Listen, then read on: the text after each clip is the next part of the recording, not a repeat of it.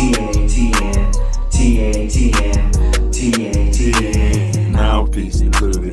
TATN, TATN, TATN, Better guard your grill. TATN, TATN, TATN, Mouthpiece included. TATN, TATN, TATN, Better guard your grill. TATN, TATN, TATN.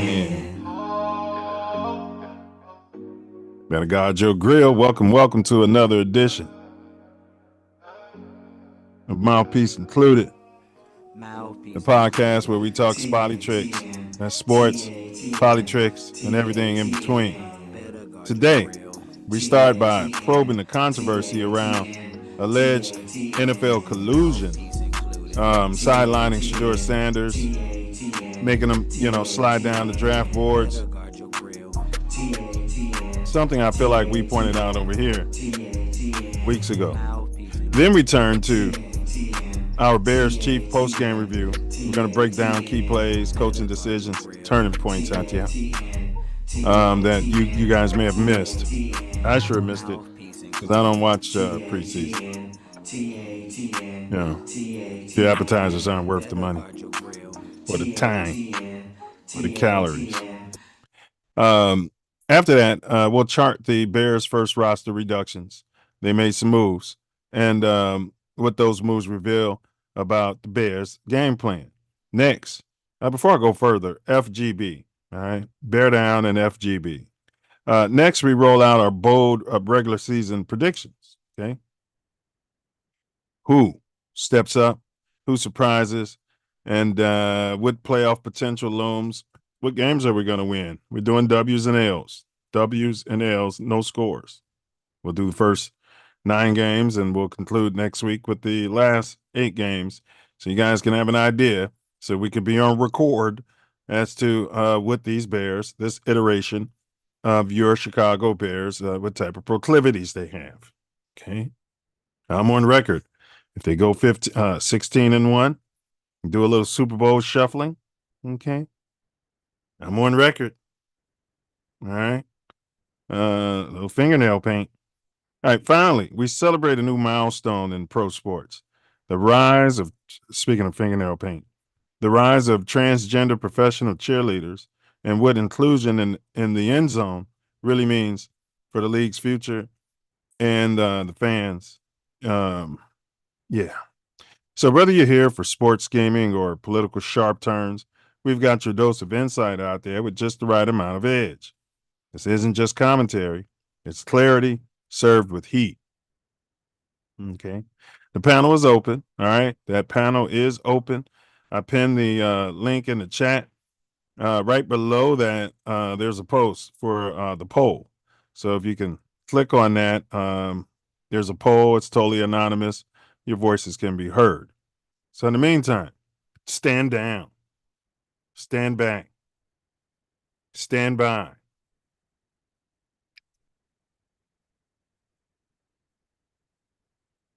Or pull up.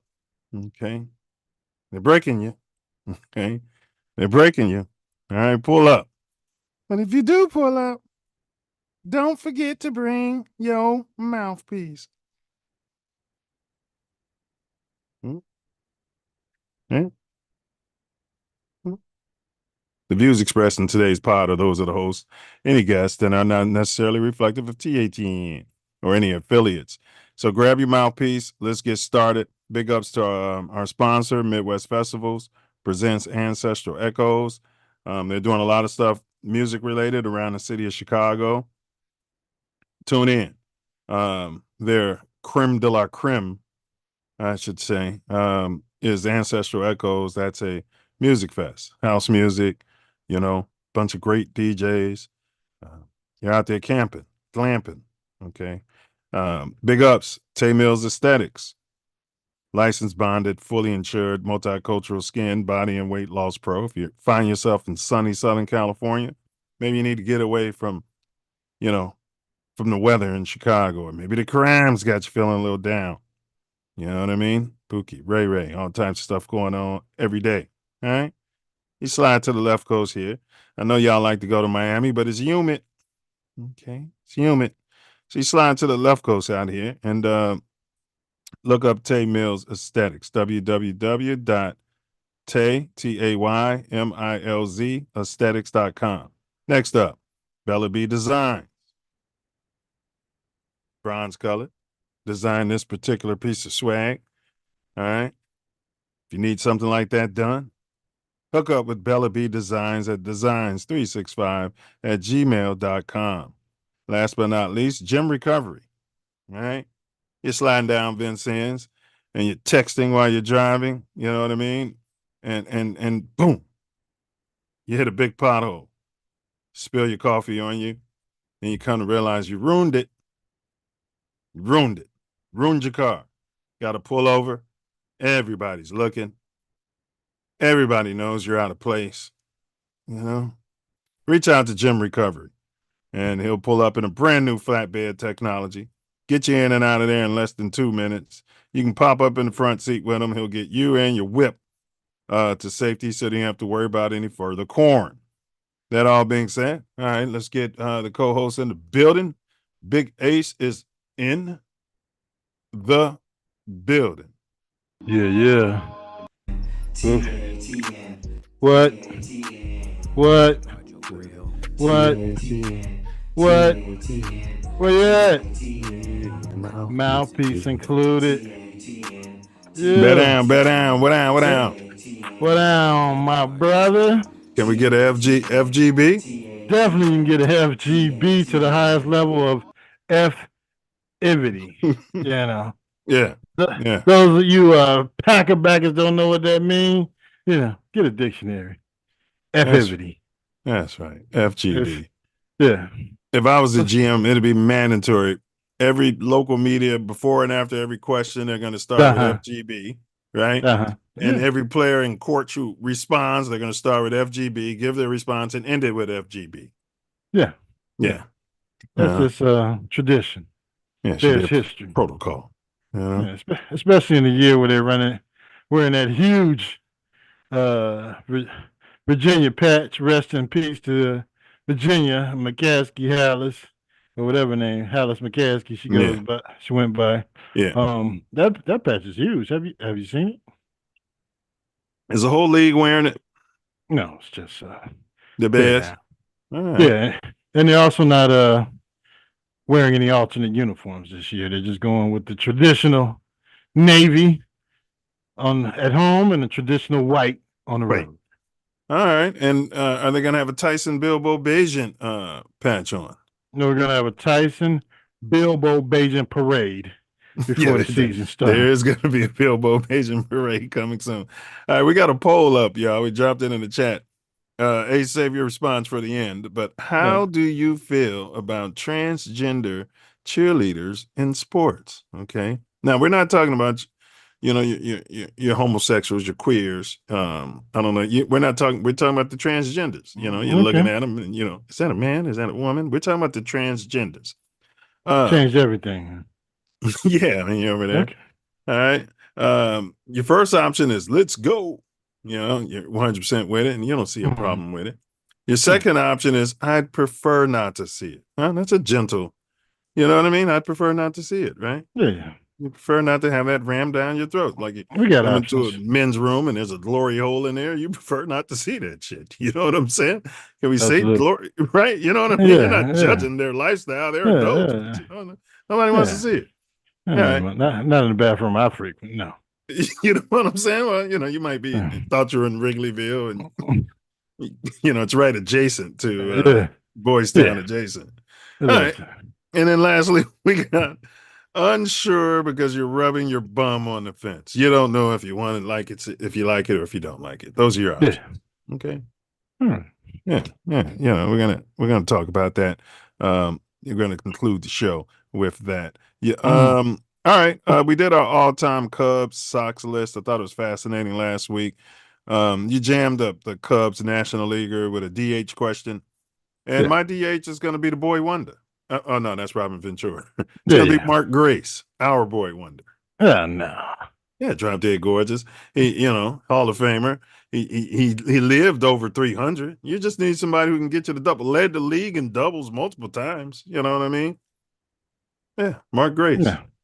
Yeah. Yeah, you need somebody on the antler spread to DH. No, that's what's wrong with you Sox fans. You think everybody should be up there swinging for the fence all the damn time. Sometimes you matriculate them. I need somebody that's going to make some contact and, and did you have, what was the white boy name, bro? The Sox, man, Lazinski. he hit a lot of home runs, but he struck out like half the time. We had Jim Tomey and we had Greg Lazinski.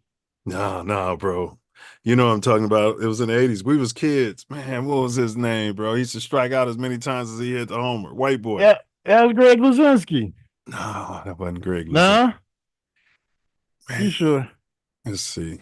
White Sox. No, man. Was it? It's on the tip of my tongue. White Sox. All time. Just hit the ball on the roof? Yeah. Yeah, that was Greg Lazinski. I'll tell him what he was doing. It wasn't Lazinski. Home run leaders. No, it wasn't. Sound like Kittle or something. I don't know. Oh, Ron Kittle. Was it Ron Kittle? Yeah. He's get up there. You expect something out of him. Yeah. And he whiff. Yeah, Ron Kittle. You didn't have him as a DH on your all-time team? I had Frank Thomas. Ron Kittle wasn't going to supplant Frank Thomas as my DH. No. Yeah, but you didn't have Ron Kittle on your roster at all. No. Ron Kittle, Ron my damn team. He was huge. Ron Kittles was huge. I don't know. All right. I watched him as a Sox fan. Yeah, you stick to them guys on the north side, going to Boys Town to chase. Ron Kittle was not on my all-time White Sox team. Yeah, no. Okay. I'd rather have Greg Lazinski. At least I knew he was doing the antler spray and the booger sugar and drinking beer and was coming to the ballpark making it happen. So yeah, we remember Lazinski. You know what I mean? Yeah.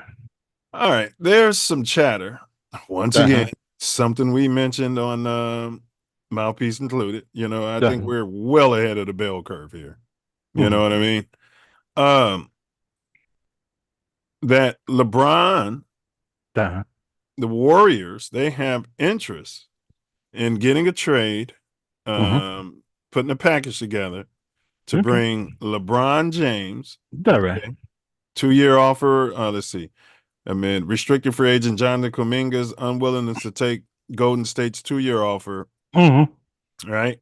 Okay. There are plenty of rumblings about James and his level of happiness in LA and whether or not he would be interested in a move elsewhere in his late in his career to put together, another super team potentially. Okay. And so I came across some Warriors fans straight out of Oakland. And first off, when I talk to Lakers fans about it, they're like, good riddance. Get LeBron's ass out of here. And when I talk to the Warriors fans, bro, they say they don't want him. What's your take on this? This guy's the GOAT, allegedly. He's the GOAT. And you got fans saying, get rid of him, good riddance. And you got other fans saying, we don't want him in town. Yeah, if I was a Laker fan, I'd be like, yeah, put him on the first thing smoking. If I can get him out of here and get some players and draft picks or cash consideration or some flexibility in my roster. Yeah, he won the bubble. He won the bubble championship, but come on, man, it's over with. He's not going to win you another title. You're paying him $100 million for 2 years. I don't know what kind of contract they get. There's no way how to re-sign them, first of all. But second of all, you got a chance, to get something out of him because he's the current aged GOAT. So if you can trade him, he's on the first thing smoking. I know he has. I'm pretty sure he has a no trade clause, so he gets to decide wherever the hell he wants to go. But yeah, if I have opportunity to move LeBron, Bronny, the family, the kids, the dog, I'm sending the U-Haul to the house and getting that done. I find it fascinating. It's as if when Jordan was going to Washington, if as if the Chicago fans are saying, "Good riddance, get his ass out of town," and the people in DC were saying, "We don't want his ass." And you know what I'm saying? Like, what is it about LeBron that people don't want him? That's the question. Yeah, I mean, it's over. He's making the most money on your roster. He's going to be bed resting half of the season, and by the time you get to the playoffs, he's not going to have anything in the tank. So, He's if gonna you be know all making these business decisions on defense, hogging the ball so that Luka, who's trimmed down and ready to go, can't do his thing. Right? You don't need a $53 million spot up shooter. No, if you know all this already, why don't you get ahead of this thing, get rid of him? If he's willing to go to the damn Golden State Warriors and finish out Steph Curry's career, whatever the hell they got going on there, yeah, let him go. Jeannie Bustdown would have re-signed him for another 5-year tenure at the max. This is what she would do. She did it with Kobe wrestlers. So $250 million. Yeah. Yeah. No, I mean, it's new ownership. I guess, part of the purchase deal to buy the Lakers was you got to take LeBron's new contract. I don't know. Yeah, to eat that deal, Lakers didn't want to pay it. So he, we've said it. That owner, he'll move off. I tell the people, the Dodgers fans, he'll move off Ohtani once Ohtani's past his prime. Ohtani will still have good years left. He'll move off of him. That's how they roll, bro. Like. Yeah, I mean, and it's a good strategy. 1 year before they go in the tank, or 2 years before they go in the tank, as opposed to letting them go in the tank and stink up your season or stink up your franchise. And paying them for what they've done in the past as opposed to their projection for now. Yeah. So especially with LeBron, come on, man, he's done.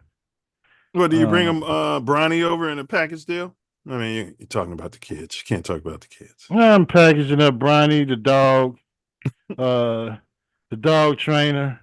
Whoever brings a deer antler spray over, the guys that wash their cars, whoever the hell you need to make this deal, I'm sending over to Golden State for draft picks or whatever the hell I can get to get him out of town. All right. Well, your boy, you're a big fan of Jaylen Brown. You liked his choking in the finals and then coming back the next year. But his dad, former heavyweight boxer. I don't remember his boxing career. We'll have Karen do some research on it. All right. But news story about his father, Free Papa Jaylen Brown. Okay. Fair use. At a local park making national headlines tonight. That's because the man at the center of it all is 57-year-old Quentin Brown, the father of Jaylen Brown, an NBA player. Jaylen Brown has been a guard with the Boston Celtics since 2016, part of the team when they won the NBA championship in 2024 and was named Finals MVP that same year. Now it's his father's name under the spotlight, but not for good reasons. Good evening, I'm Marie Mortera. And I'm Latoya Silman in for Jim Snyder. A Clark County judge set Quentin Brown's bail for $300,000 today. The former heavyweight boxer is charged with attempted murder. News 3's Jane Davenport joining us now live outside the courthouse. And Jane, you were able to speak with Brown's attorney who claims that his client is the victim in this situation. Latoya, Marie, Quentin Brown's attorney actually cited his client's former profession as a boxer, saying he doesn't want to fight anybody and was acting out of self-defense. But the prosecution is telling a different story, saying Brown couldn't have acted out of self-defense because the alleged victim was stabbed in the back. Good afternoon, Mr. Brown. You were arrested for attempted murder. At 7 feet tall and 300 pounds, 57-year-old Quentin Marcellus Brown arrived to court in a wheelchair. He's charged with attempted murder after allegedly stabbing a man over a door ding. You'll show up in a wheelchair routine. In a parking lot. In this case, he stabbed the victim multiple times. Yeah, it was a door ding, bro. Now, there was some chatter in the comments. Because I thought it was those kids, the TikTok challenge, ring the doorbell and running. That's what I thought a door ding was. They're kicking the doors in, what they got going on now? But apparently a door ding is when you're in the parking lot and then somebody opens the door and dings your door. I've never heard that terminology. Is that just a West Coast thing or what? No. It's You've heard it? It happens a lot in the city of Chicago. I know it happens, but have you heard the term door ding? Yeah, I've never heard anybody stabbed over it, but yeah, I've heard it. I've never heard that damn term. Yeah, I got a door ding in the parking lot. Never heard that. Yeah, it's somebody's door flying open, or somebody getting out with the Superman strength, slinging the damn door open. I know it happens, but you know what I mean. But I didn't. Yeah. All right. I was in the car business, so I was in the car business, and they used to come out and fix the door dings before they sold the used car, or try to sell a used car to you. Oh, okay. So it's in that Bridgeport, some Bridgeport terminology when you're over at the White Sox game, Bridgeport adjacent. No, this was I was on the south side. According to the witness, was in the victim's back while he was walking away from the defendant. Then he was stabbed in the chest and in the hand, and possibly multiple other areas. The prosecution asking the judge for a $300,000 bail, saying Brown did not act in self-defense, but rather challenged the victim to a fight. I do not believe that he initiated anything, and he is telling me that Jalen. occurred was him trying to defend himself after he was struck. Brown's attorney, Arnold Weinstock, bringing new claims to court, saying the victim attacked the car Brown was sitting in. The victim had a gun. The victim took a gun, hit my client over the head with a gun. Contrary to the prosecution, Weinstock claims Brown was acting in self-defense. In the arrest report, there was no mention of the victim having a gun. The hell is that? What the hell is that? That booger thing again? All over the ground. No wonder they were fighting. Maybe that's what they used to soak up the blood, the kitty litter. But I don't see any moisture in it. They don't send anybody out to do that. The police got to do that themselves. It's Vegas. You know, it's founded by the gangsters from Chicago. All right. All right. Al Capone. Yeah. The report also says Brown sustained a broken toe, scraped knees, and an abrasion on his right cheek. But according to the prosecution, this is not Brown's first encounter with the law. I also have concerns because of a prior domestic battery conviction. All right, so they're just bringing up nonsense from the past. From years ago. All right, so sounds to me there's a door ding. Maybe the guy was like, fuck you, you know, and you're like, damn, dude, you know what I mean? And then the big 7-footer gets out. You're like, whoa. Yeah, hey, shit, let me pull out this yak. Yeah. I got a stick for you. Yeah. And I got a stick for you, you son of a bitch. Yeah. And stabbed him wherever he could, and he ended up stabbing him in the back. You know, you can't, you know, that they're saying that stab in the back was like it was the first puncture wound. He might have stuck him in the hand and the side, and then he started running, and then he shanked him in the back. You know. Yeah, but they found a witness who's alleging that he stabbed him in the back and then in the front in the hand. So it's a matter of the integrity of the witness. Yeah, come on. We got to find out the relationship between Jaylen Brown and Dad. You know. Well, I think he's going to be bailed out. I think his dad bailed him out. I mean, I think Jalen's going to bail him out. Something towards the end, they were like, yeah, he can easily raise the money. So they was pocket watching when they were setting bail. Yeah, $300,000. I think, we got to do a little more research into it. If he's in Vegas and his sons, who wants to live in Boston? That's another question. But, the reason I'm asking, do they have a relationship? Was a strange relationship? Was the attorney that they presented? Weinstock. Yeah, he looked like he's got something going on. He looked disheveled, like he's wearing those old suits. But a lot of those guys are just really shrewd with the money that they spend. So you know they can walk right into a third-hand store, you know what I mean, and be earning $200,000-300,000 a year, and still go to the third-hand store and then refuse to take. I'm not saying all of them, and then refuse to take the suit to the cleaners before they pop it on. Yeah, I got you. He looked like he had some, but he looked like he had some sort of medical condition, and you know. Big ups to Weinstock. All right, but Jaylen Brown's father, Quentin Marcellus Brown, sounds like a singer. He was a heavyweight boxer with a career from 1989 to 2016, finishing with a 33-18-1 record and 25 knockouts. He was fighting in the backyards or something. He's fought for 25 years. He won several titles, including the World Boxing Union, which I've never heard of, Nah. the CAM heavyweight title in 2015, and the WBU. He should fight Jake Paul. I'd like to see the big 7-footer get in the ring with Jake Paul. Yeah, you can raise that bill and take care of the attorney. Yeah. Also served on the Hawaii State Boxing Commission board and briefly unretired in 2016 to inspire his children. That was the year. It inspired him too, didn't it? No, it didn't. Yeah, I mean, that might have been from the second family. We got to do some more research into this story. Trying to inspire the kids to give him some money. You know, like Dad's out there boxing again. He says he needs the money. He's 75 years old. He's only 57 though. He can't get in a wheelchair. Okay. Yeah. So 50. He was in his 40s when he was boxing in 2016. Yeah. All right. So, all right. You got any final takes on that before we move on? No. All right. We need some more research into this story because I don't know if him and Jaylen Brown's got any type of current relationship, or if he was they look alike. Why do you assume that? You know what I mean? I don't know. He could be in his life. Yeah, he could be. He's not going to show up to court, and ruin his brain. No. He's not going to ruin his brain. Although I would. I'd be there with my dad. I mean, if I got a $300 million contract, I have the current Johnny Cochran in there with my damn father. I see what you're saying. And I'd probably be there, Yeah. NBA summer leagues are going on. You got all types of reasons.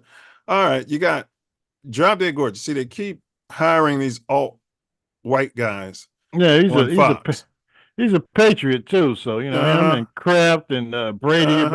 The dog whistlers. They keep hiring the professional dog whistlers to come out there, and they give them top dollar to talk about football.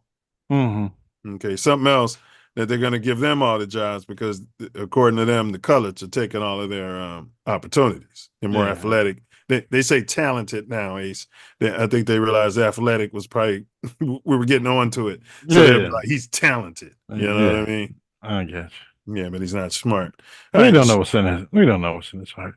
We don't know what's in his heart. Bro, the local media has been calling the colored players in Chicago smart now. I've even heard it on the national media. I think they're watching the show. They're on to us, Ace. Yeah. Well, I mean, we got some affiliation with some of the local media. And they're probably spreading around the locker room. They go up to Hallis Hall and let them know that you can't just keep, calling them athletic and big-thighed. And calling all the white players smart. Yeah. None of the black players smart. I saw it on national news this week, bro, after we did that show about the racist NFL.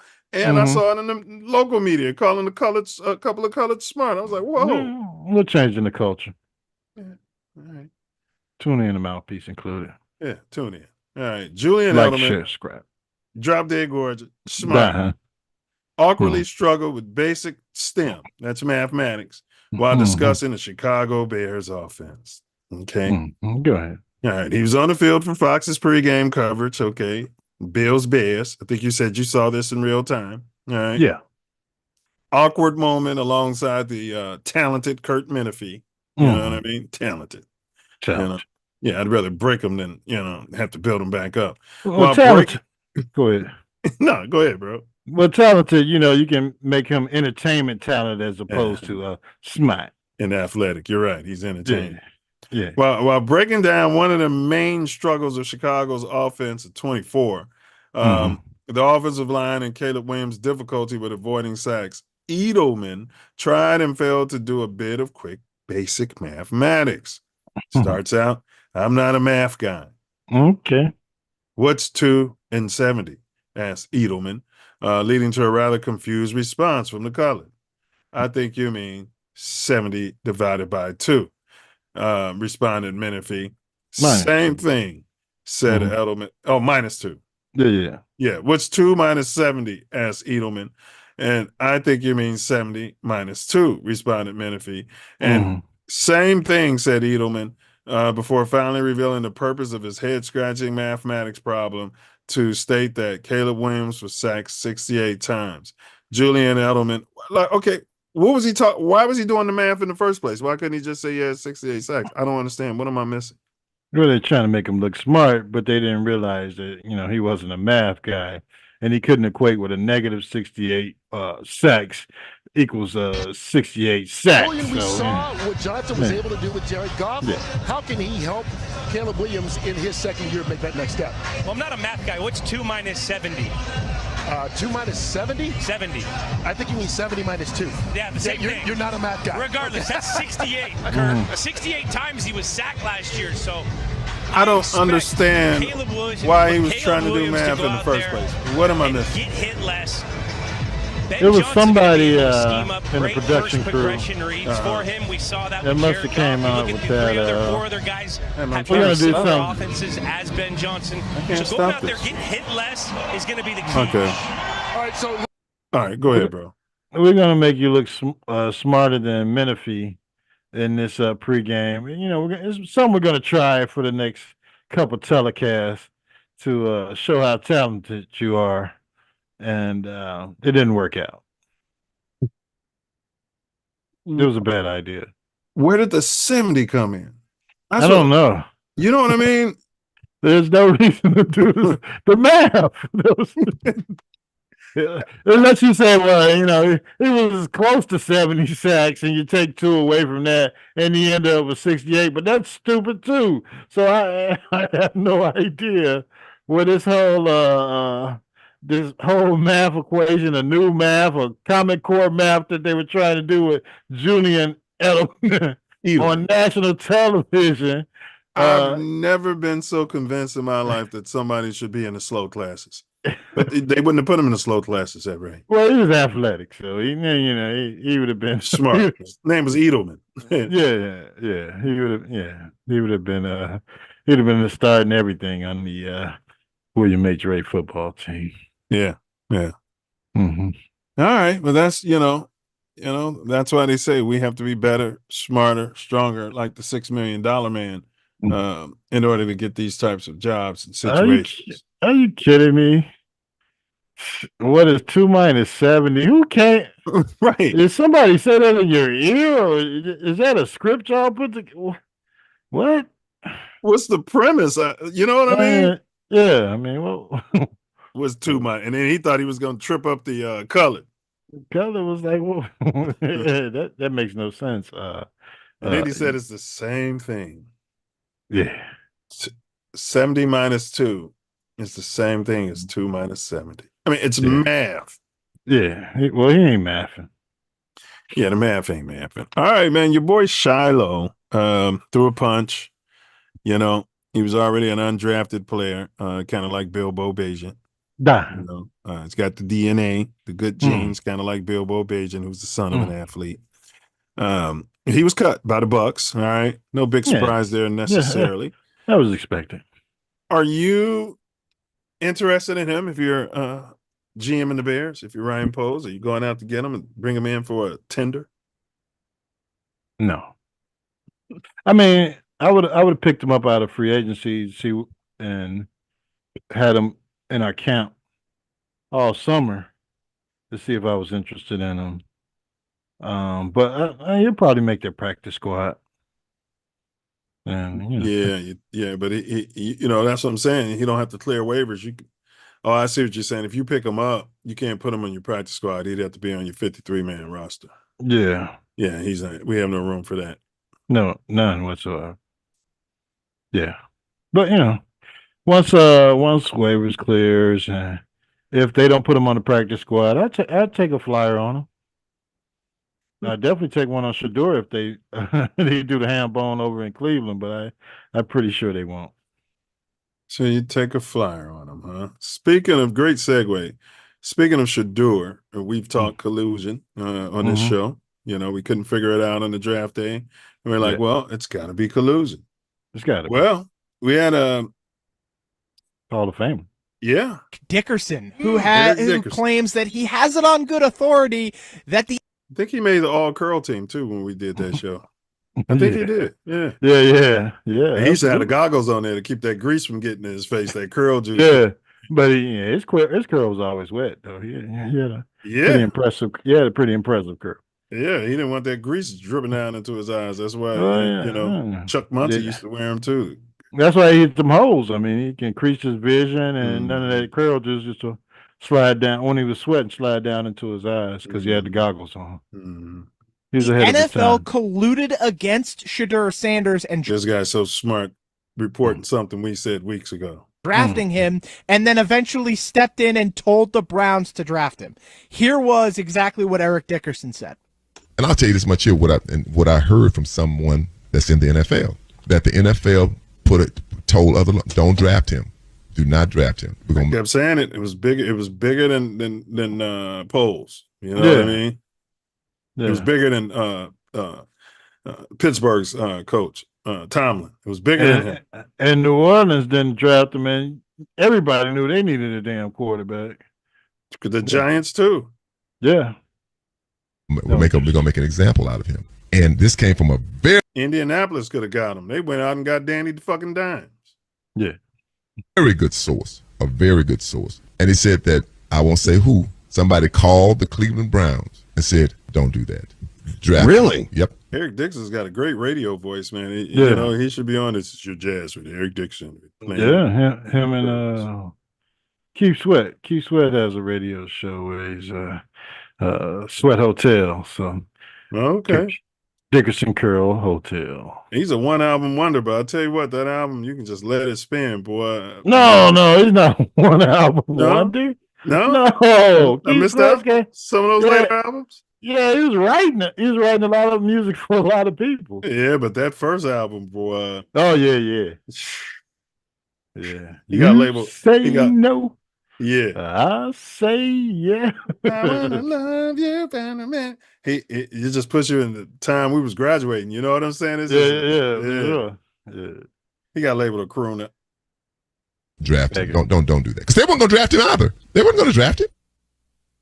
Well, that would be big if it were accurate. I don't know why. So we're going to make an example of him. Is that about the NIL money, the persona that he had on social media? But Greg, wouldn't you find it odd that the persona?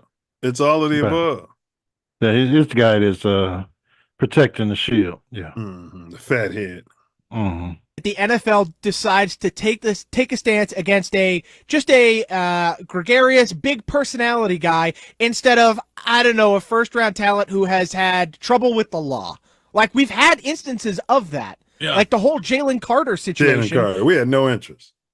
No interest. Every time I hear his name, I get pissed. You should. Fire pole. The NFL could have taken a stand there, and they never did. Why would they just decide, we're going to take a stand against Shedeur Sanders of all people? But you can't tell me that Dillon Gabriel was the team that drafted Dillon Gabriel in the third round thought he's better than Shedeur Sanders. Curtis, I totally agree with you, which is why I think it's plausible, but it just at the same time. It's the only thing that makes sense. There's no way that 32 teams all agreed that this guy was this bad. These Gen Zs, millennials, how they debate. This guy's fences on it. I totally agree with you, but why him? Like, do you know what totally agree? You know what I'm saying? Like, do you know what totally agree means? No, he doesn't. They constantly argue both sides, you know? Yeah, I want chicken, but I want a hamburger too. But I 100% I need that chicken. But I'm gonna get a hamburger. You know what I mean? And I don't eat beef. Yeah, I don't eat beef. But I know they're coming out with a chicken burger, so I'll probably have that. And then you say, well, I'm getting the burger. You know what? I totally agree with you. I'll take that.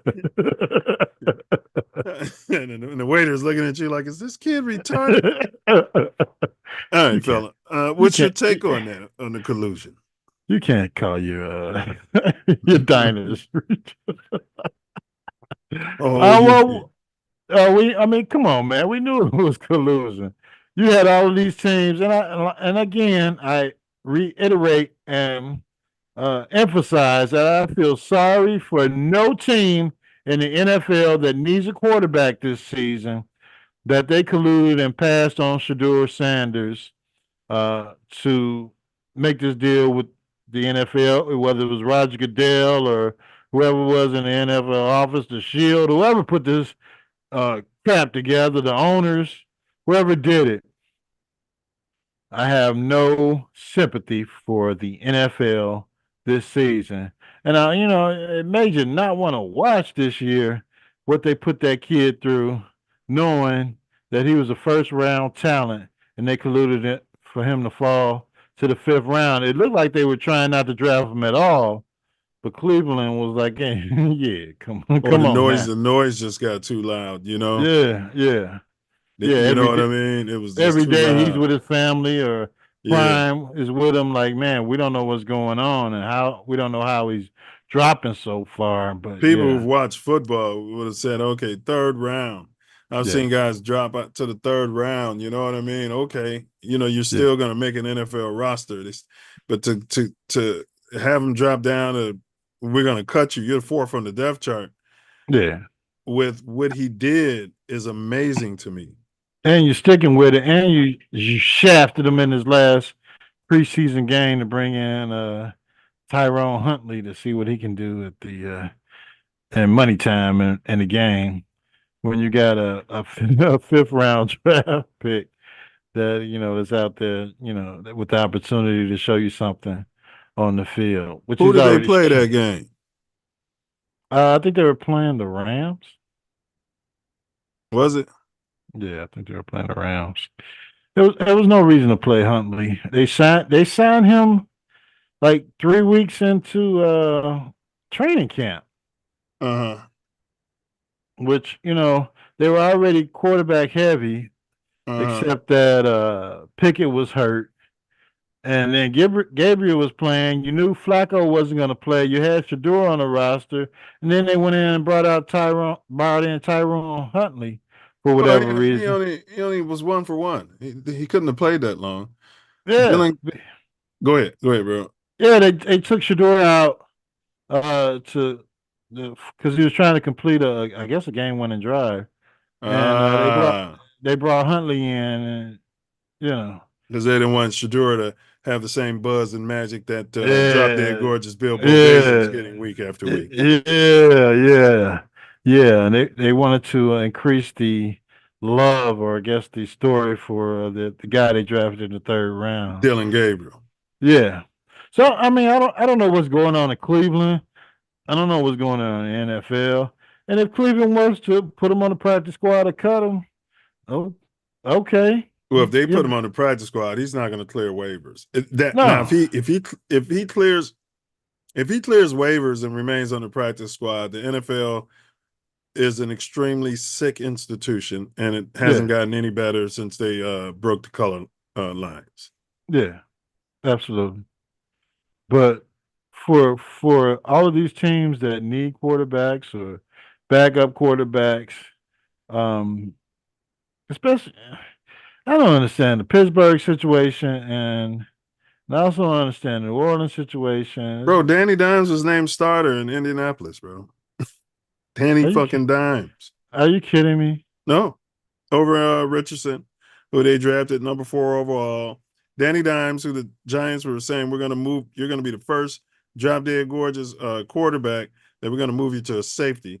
You would only do this to colors. They did that just to spit in his face. We're going to treat you like a copper color. You know what I mean? We could change it to a position player. Give him $60 million, and then they say, never mind. And then the Colts signed him to big money as a backup. Yeah. I think it's like $16 million a year. This guy, Danny Dimes, is still getting paid more than Justin Fields. Oh my gosh. Yeah.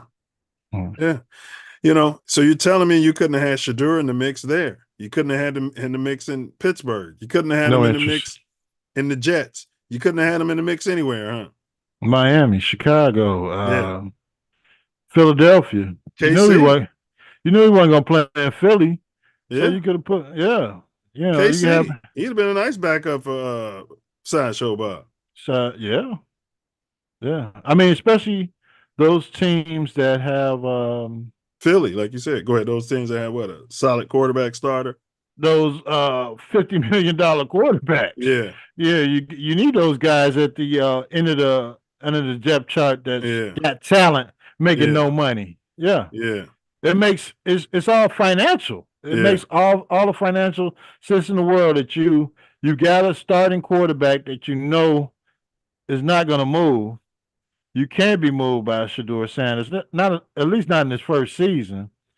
And put this guy on your roster, develop him, make him an asset, and maybe you can trade him. Well, I want to make one correction. The jerseys he's selling, he gets money, but the team doesn't. So it's the league that's benefiting off all those damn jersey sales, bro. Wow. The same league that allegedly colluded against him. Wow. Only in America. Yeah, it's the league benefiting off the league wrestling tactics. The league's made $200 million off his jersey. Yeah. He's made 14. Wow. Yeah. Only in America. Only in America. All right, we got polls. Your GM. Okay. That's your GM. Steady yapping. Greg Olson, former Bear, he did a great job, I thought, on the game. And he said on the broadcast that he was talking to Ryan Poles, and Ryan Poles told him, and he said, I probably shouldn't say it, but probably he shouldn't told say us it. Then take a big cup and shut the fuck up. Right.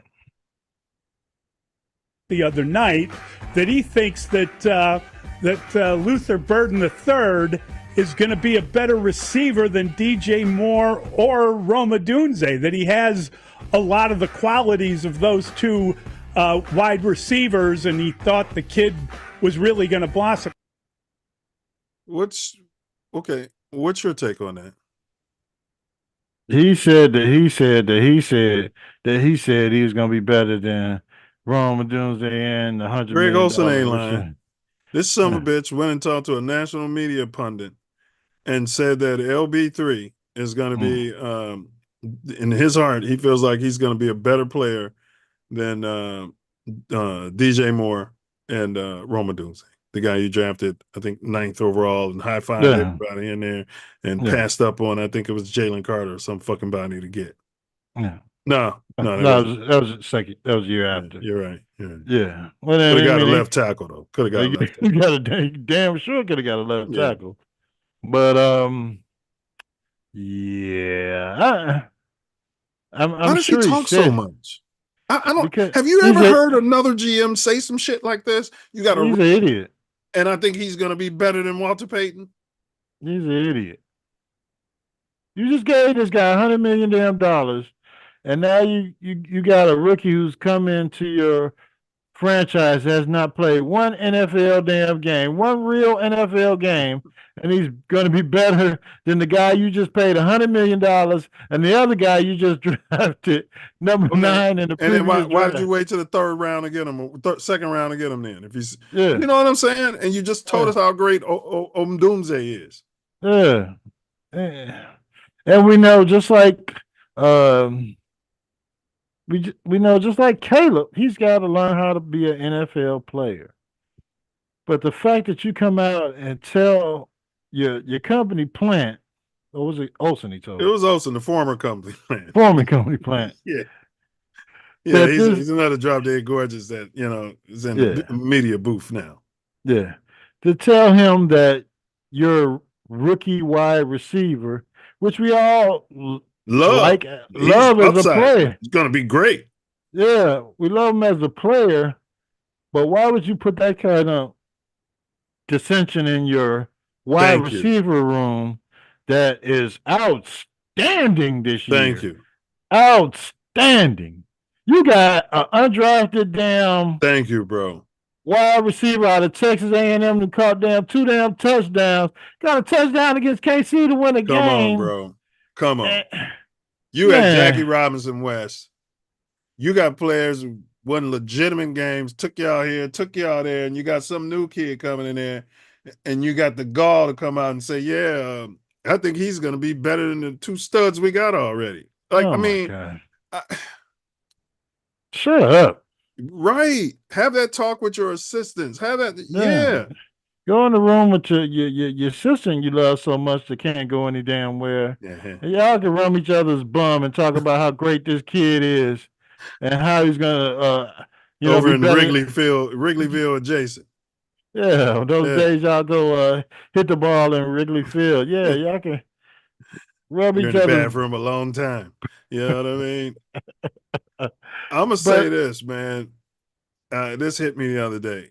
It's something you've been pointing out. And, Caleb likes to throw to bigger receivers and targets. I don't think he can get the ball to DJ Moore. I think that I would package an offer to the Jets. I'd take a second rounder or a third rounder for DJ Moore. Okay. To trade DJ Moore there. And then I'd be reuniting him with Justin Fields. You know what I mean? And then Luther Burden 3, who's the second coming of Jerry Rice, apparently. Yeah. I'd have Luther Burden 3 move in and take those reps that DJ will be getting. And then we can move off DJ's contract because the media already don't like him. Caleb Williams already don't know how to get on the ball. You've been saying he's open every single play. And so just move off of him before his value gets lower. That motherfucker ain't open every damn play. He's never been a DJ Moore guy. He ain't open no every damn play. He's never been a DJ Moore guy. DJ Moore is open every play. We had a quarterback that knew how to throw him open. He got 1,400 yards when Justin Fields, who can't throw, he can't process, he holds the ball. Justin Fields got him 1,400 yards. Hey, I'm worried about him. Don't even bring his name up. We'll get to him in a minute. But he had a tough preseason game. We talked about that last week. No, we can get on his ass again. We talked about it last week. Nah, we ain't get on him enough. I'm actually really worried about his ass. I'm telling you. Mentally? Both, man. It's like the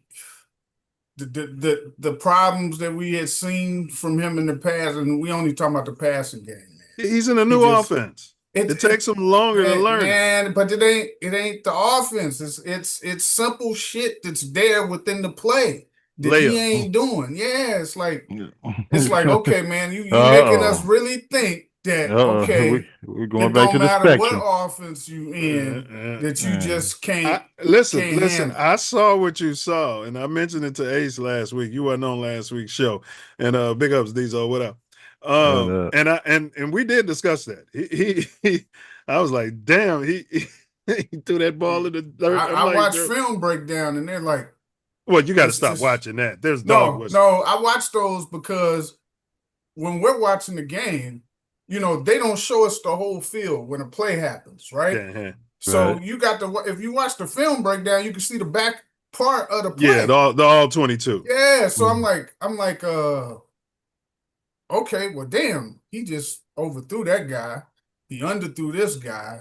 He you can see a lot more when you see the whole field. Yeah, but it was hard to watch vanilla. that whole field. It was vanilla. Yeah, but he's vanilla as it is. So it's like, come on, dude. It's like just simple. It goes back to what I used to say. He can't throw a short pass. His arm motion just ain't. Yeah. It's not, and that's basically what he was missing. Man. Well, your buddy Caleb regressed, but we're not there yet. You know what I mean? No, he. We're not there yet, but we'll discuss that later. All right, we'll get to his ass, but let me get to polls first. Yes, yeah, please. That's what y'all were talking. Polls talking about Luther Burden. It's not that he was talking about him. Greg Olsen need his ass caned. He need to be caned by the Bears. If he's telling you that in good faith because you used to be part of the organization, and you tell a person that off camera, like, hey, man, I think this dude bad. No, but if you say off the record, it's off the record. Polls didn't say that. He said he going to get mad at me for saying this. You don't say it. Why would you say it? Why would he say it? Because that may be how he feels. Hey man, this dude. That's bad GMing, bro. Yeah. That's like being in a marriage and you just out there yapping. That's your own personal take on a player who you think can develop better keep than it to these yourself. players. No other GM is doing that. Again, you're telling a former player who played for the organization who no. you think you could He's copper colored. How many times have the Pinks thrown us under the bus? Go ahead, Ace. Go ahead. I want to hear your rebuttal. They have no connection to Greg Olsen. Y'all like Siamese twins, butt buddies. You feel his pain and vice versa. So I expect nothing less from both. Let's hear his rebuttal. Let's hear Ace's rebuttal. They have no connection to Greg Olsen. They shipped him out of town, and we got a new GM who's been screwing up for the last 3 damn years, and now he's confiding in Greg Olsen that this draft pick hasn't played it. Fighting if you're speaking your mind. You know how many times different reporters will come up, talk to to GMs, managers, coaches, Man, all of that. That happens all the time. Man, he'd be getting reprimanded if I was the president of that team. You don't see them going around spilling off. You'll see them like, man, hey, I can just tell you this. What he should have said, I can just tell you this. Hey, Poles has high hopes for this guy. He really likes this guy. So you're blaming this all on Olsen and not Poles. He should have never said nothing.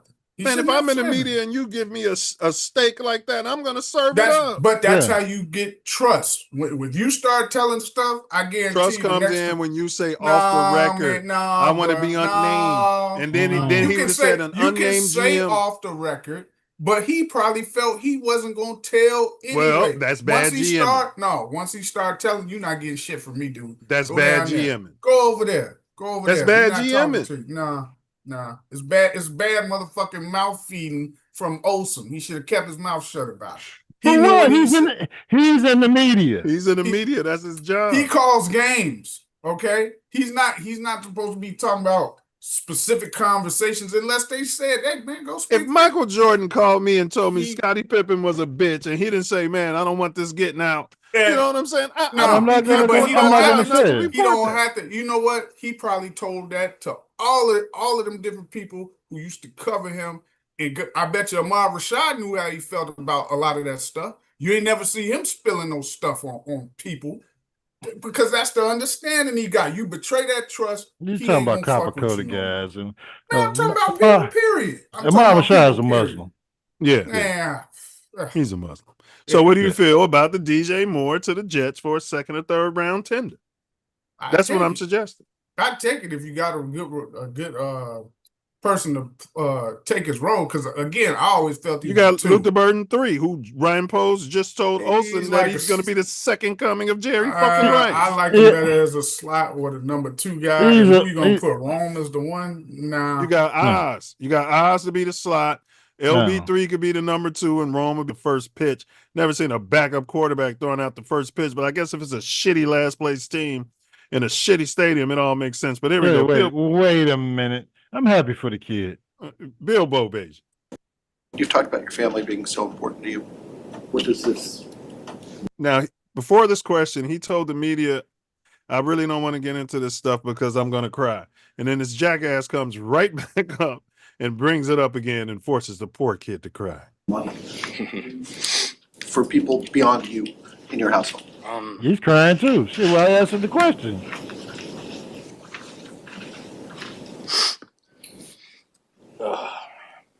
Is he poor and stupid? Yeah, I think that yeah. You know, a lot of people don't know this, but you know, my dad is he's my right-hand man, and he didn't get him some. He didn't have running water until he was in high school. So they didn't have running water until his dad was in high school. So we don't know what's in his heart. There's definitely a lot of things that and people that I could that I think I could certainly help with this gift I've been blessed with. But yeah, just little things like that. Like, you know, I don't really know anybody back at home with any money, so yeah, it feels good. I mean, it's certainly a weight off my shoulders and my family's shoulders, and yeah, it definitely means a lot. All right, y'all. Bilbo Bajan, he gets re-signed. 2-year tender. I think it's about $4.25 million worth that per year or something like that. Is he worth it? Would you have done it? And is it too much Bilbo Bajan mania? I'll start with you, Ace, and then Diesel. I mean, he's your backup quarterback. $10 million for 2 years. That's peanuts. That, you know, I mean, it's good that they were able to sign him and take care of his family a little bit. But of course, anybody should be wanting to start in the NFL, want to get traded in the NFL to another team where he can start. But you know, it just, hey, you coming from Division II, backup quarterback. Was he even drafted? I don't think he was drafted. Yeah, so to be in a position where you can get $10 million for the next couple seasons and be on a team, learn under Ben Johnson and be in a successful situation, you know, I think it's great for the kid and his family. Yeah, he actually said that. You know, learning from Ben Johnson is one of the reasons why he stuck around. All right, Diesel, and the money, of course. Diesel, what's your take on it, bro? It's a fucking discount. Plain and simple. You see what quarterbacks get these days? Black Ops? Whoever. It's a discount. You think every quarterback gets, this guy's been saying this since Justin Fields. You gotta pay quarterbacks wacky.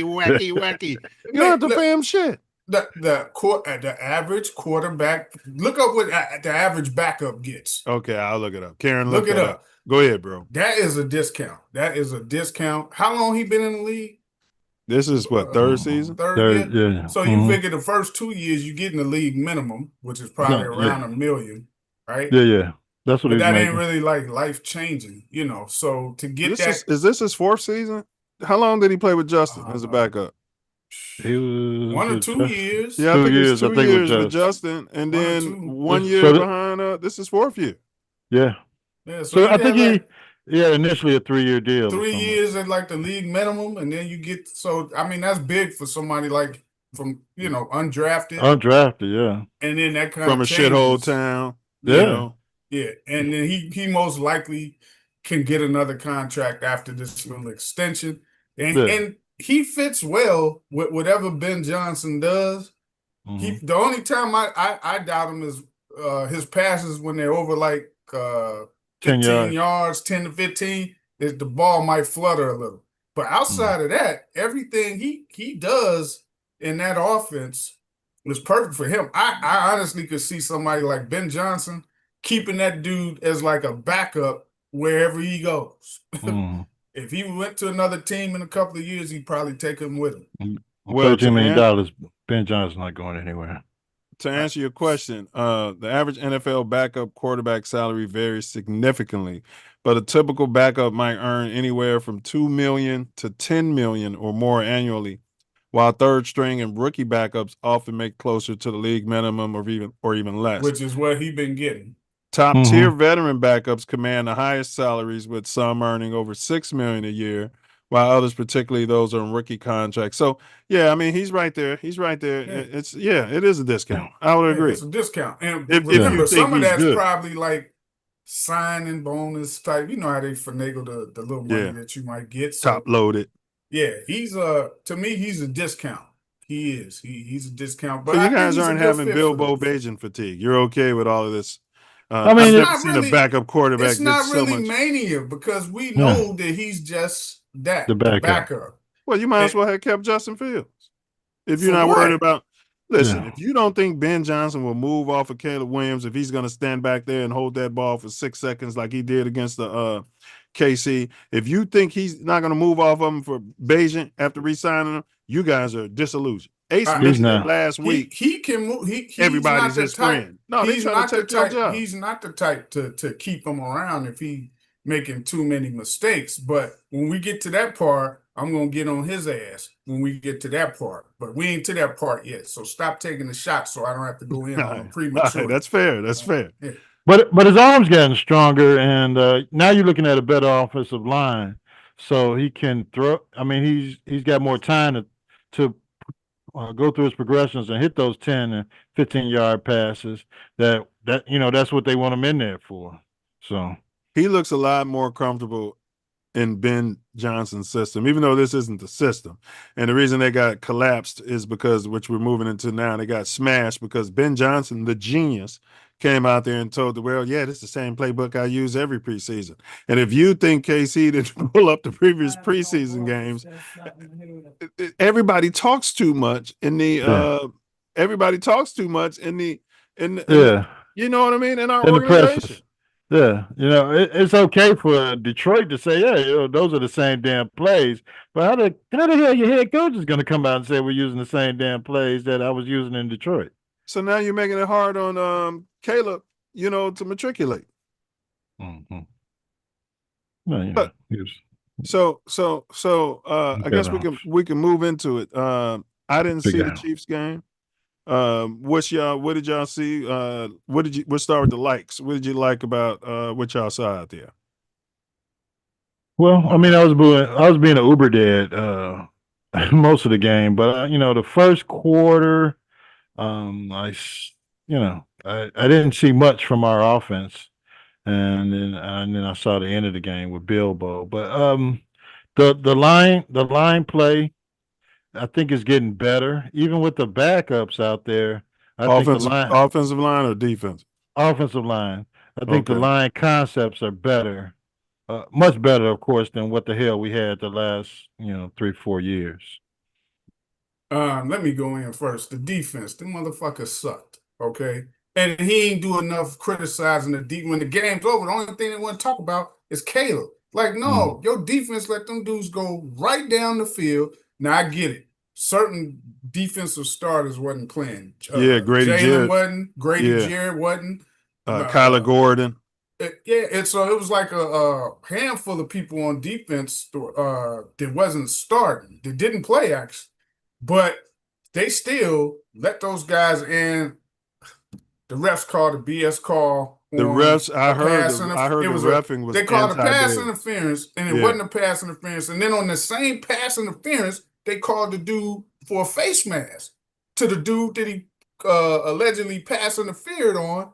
And at the end of the penalty, they added the 15 for the face mask. So they went from like the 37 to like the other 30-something in one play. There wasn't a complete. And that was on the third down. Well, the highlights I watched, and other people even said the Chiefs' offensive line was just grabbing the Bears. They weren't calling holds either. They were holding. That's how Mahomes was getting out, doing them scrambles, because we were D'ing them up sometimes. They do that every game. Yeah, he was getting out, and they were holding. It was clearly holding, and they would not call it. Yeah, it was people in the comments saying that that the NFL is getting ready. They getting ready to start with their shit. Now, on the offensive side, what I was mad with Ben Johnson is the play calling. So you just seen your team drove all the way down, whether it was officials helping them or not, scored on. You don't even come out and attempt to run. You remember the previous week where we were doing hard bootlegs, hard fakes, and hard sweeps to the one side. And stuff that was tailored to Caleb's He didn't do any of that. He came straight out in the shotgun just like Nagy would do.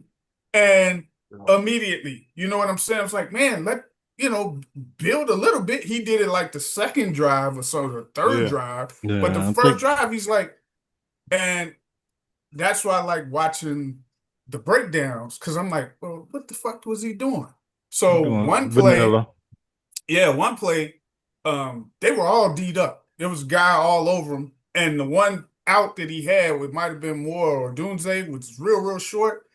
The guy was on him though, so even if you threw it, I guess you could have just threw incompletion out of bounds. Yeah, or throw it at his feet.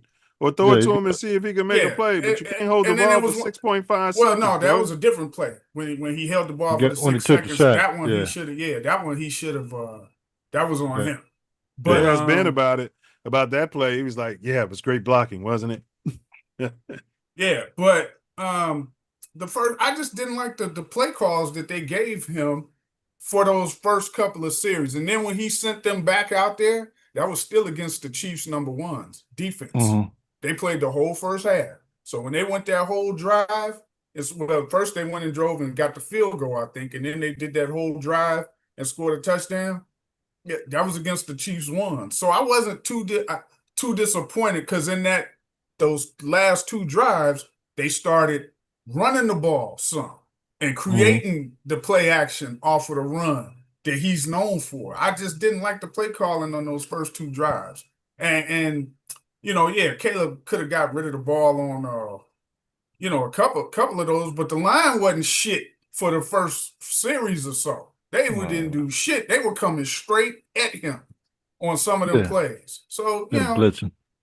I just wish the play calling would have been better, because then you could clearly say, hey man, what the fuck were you doing? What were you doing? But it wasn't really that. Wasn't really that in the first half, So he got out schemed. If you want to call it that for preseason, but you're not. I think he was being too vanilla. Much. The D was real. The Chiefs vanilla. had no problem Roethlisberger going up and down with their vanilla. They Roethlisbergers. Well, I mean, those guys been together for years, so. Yeah, even the dudes that they get back played with them before a couple of years ago in the same system. And they've been in that system for a minute. Yeah, and they're not telling everybody we're running the same plays, preseason games every year. Yeah. And even then, like I said, the Bears on key third downs, they D'd them up. They just got away with a couple of calls. bogus pass interference, holding it wasn't called. Man, this has been going on my entire career watching the Bears, bro. BS officiating against the Bears, bro, and we send tape to the league and nothing changes. And then I don't see it was one play that they did, the Chiefs did, and I wanted them to, the fucking announcers would not show the play if their ball had been caught. It was like a third down or something. And I was like, show the fucking play, show the play. They keep showing the previous, I was like, show the play. They do that a lot with the Bears. They do that a lot with the Bears. But you can see if that ball was dropped or not, because I wanted to get on top of Ben Johnson here for not challenging. Now, had it been the Bears who got it, they would have been showing that play. Kept showing that play. Kept showing it. I was like, God damn, you ain't going to show the play? So Ben Johnson didn't challenge it, huh? No, he didn't. And that's why I wanted to see the play, to see if the ball was caught or not. But we don't know his demeanor yet, if he's on top of officials' heads on these Man, calls. you need somebody up in that booth, bro. That's why everybody on the ground. You got Big Dick Dennis Allen. He's on the sideline. You got Ben Johnson on the sideline. You need some people up there in that booth, your brain trust, who have the authority to tell you to replay the thing. And if nothing else, you can huddle your team up and use it as an extra timeout. Like, I hope we're not going through this. It's going to take this guy another year or two to learn how to manage an NFL be a head game. coach. No, I think he'll be able to ramp it up. I think he's usually on it. We haven't seen until this game, like, situations where he can express himself, like with the officials doing some bogus stuff. I thought Caleb got roughed on one play, and they clipped, man. And this man, I get so mad at the people calling the game, or the people who show and the people who show the replays. I was like, God damn, I didn't even notice he got roughed.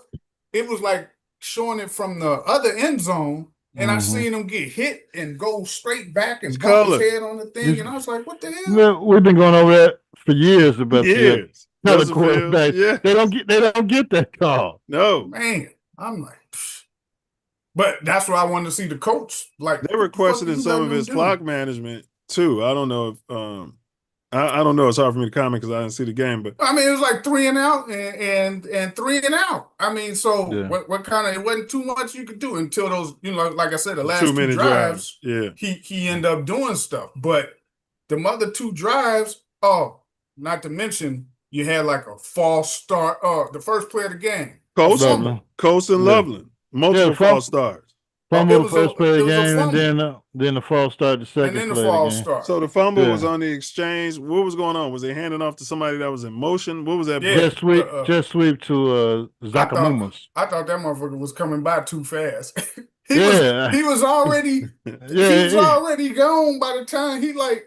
Yeah, he was passing like it was a fake sweep, and then Caleb just lost the ball. But I was like, damn, man, he coming by too fast. But you practiced that, and that's what Ben Johnson was saying how disappointed he was. He's like, we practiced that. You know what I'm saying? Like, why are we doing it different than how we practice it? So if the dude was coming too fast, like that pissed him off. If you watch the replay, he come by pretty quick. So that's what made it look like it might have been a fake, and I couldn't tell if he was supposed to put the ball to him and then pull it out because it hit him, and then it was just a fumble, and then he was like, "Man, I'm way past the ball. Why you trying to give it to me?" Did it look open? Like if he'd have got the ball, did it look open? He might have got some yards on that, depending on how good the receiver on the right side would have blocked. But you couldn't really tell. Yeah. Then the next play, the tight end false start, I think it was. Well, BJ came out there and said he was disappointed with the defense because the local media was going in on the offense. To your point, he did kind of nip that in the bud and say, our defense has got. They looked like they was not ready. They looked like they were not ready to play that game from the start. And then, like I say, they got help from the officials though. So, it's Kansas City. You gotta expect that. They got to cheat for them. Yeah. Well, maybe you're thinking it's going to be a fair game because it's preseason. No. It's KC. It's Sidesfield Bob. It's, They get the call. Kelsey was looking like the old Kelsey out there. No, he wasn't. Kelsey caught about 2-3 balls, bro. Yeah, he caught like 2 balls, but some of those balls was after they got penalties. So it's like, he really wouldn't have had an opportunity if they had a punt it. But I ain't seen Mahomes when Mahomes was out there. They didn't punt. They weren't thinking about punting. How the special teams? Well, this guy's supposed to be the new Patty Mahomes. Our quarterback is supposed to be the new Patty Holmes. No, but how does not. the special team? You can't say that. He's only in the beginning of his second season. They need to put one of them the new people. I don't even think they return no kicks or nothing. They be having Luther Burden back there sometimes. He needed to be back there all the time with the other dude who was on the jet sweep moving too fast. Both of them need to be returners. Give us some electricity back there. You don't want a hands guy back there? No. They barely kicking the ball now. It's no hands guy back there. Smart. Man, the damn wide receiver room is packed with players. Even the guy from Texas A&M who caught these won a damn game for us. Yeah, and made the tackle plus. And made the following tackle on the game-ending special teams play. Yes. Yeah, check his piss. He gonna make the team. He should make the team. Shit. If he don't, he's gone. Yeah, he should make the team. And he made another touchdown, I think the game before that, right? In the back of the end zone. Yeah, he's been one of Bilbo's favorite targets. Where is he out of? Where did Texas A&M. A&M. Oh, he's an Aggie. Yeah, his coach said he was the MVP of that team. He was the best player they had. But I'm sure the quarterback got drafted way higher than him. Quarterbacks at Walmart. Oh, all right. Our field goal kicking though, a little shaky because they end up blocking one or extra point or something. Yeah. I don't know, it was extra point or a field goal, and he missed a field goal too. Was it a chip shot? Yeah, it was like 40. It was like 40. Yeah, it's something he should have hit. He just pulled it and hit the damn goalpost. Like what was that clown we used to have? Double doink. Yeah. What was his name? Who cares? But the Richard Hightower's on the clock. Who? The special teams coach. Oh yeah, for sure. Because I ain't like that kick coverage, the kick returns, and the blocking on the field. And as soon as they blocked that thing, they were like, the Bears had a few issues with the block field goal attempts and stuff for a few years, and it was like they had to snap time. Because the dude came right around the end. How's that his fault when the guys are just bull rushing on the left side? He's not in charge of getting the personnel. Well, he's got to be. Create the right snap count. That is his fault. He got to be in charge of that. You guys come out here blaming the bronze color. I mean, 1, 2, 3. They got the film. They blocked the damn kick last year. They bull rushing the same area. It's his damn fault. Hey, he be coming out there snapping on the media too because he was feeling himself. Bro, you better tone that down right now, man. They're gonna be on your ass, man. For sure. Well, did the comeback, did the W mean anything to y'all? Because I was watching the scores. I was working, I was watching the scores. I'm like, man, they getting Ben Roethlisberger out here. You know what I mean? And then when all the bums come out on the field, then we win the game. Does that mean anything to you guys? Well, I mean, you always want to win. We want to win, so we got some depth. The depth is pretty good. They were moving the ball up and down. Yeah. I love all the rooms, man. The wide receiver room is, I think it's even you got Tyler Scott sightings and the AMM guy. Scott. Scott. Yeah, they're getting the ball to Scott. They got talent all over the place. I mean, and they're getting the ball to Scott, and he doesn't have a chance of playing during the regular season except for on special teams. Swift, he averaged 4.1 yards a carry. Did he look any more vibrant out there than he did last year? I think that was the game plan heading in to get him a good sweat, and he had a little hurdle. Some guy tried to tackle him. I saw that in the highlights. Yeah, he had a little speed. He always does that. If he was on Madden, he don't do it during the season. He looked like he had a +2 speed boost from what he was last year. Fresh legs. And They they, probably like I did said, burpees with Bilbo. they didn't start running them until the third drive. They were just like trying to pass, like right out of the back. Well, when you come out there with a fumble on the first play, it puts you in passing situations. Yeah, However, Ben Johnson is known for running on passing downs. He's very successful at it, which I've been saying, I ram the run in the video games. Yeah. You got to be committed to that shit for that shit to work. You know what I'm saying? Yeah, you got to do it, especially when you're you're concentrating on play action.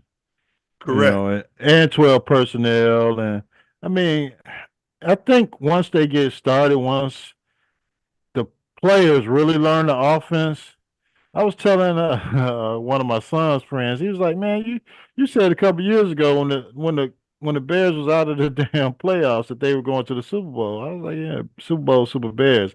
But once they get this offense going, it's going to be somebody wide open on every play.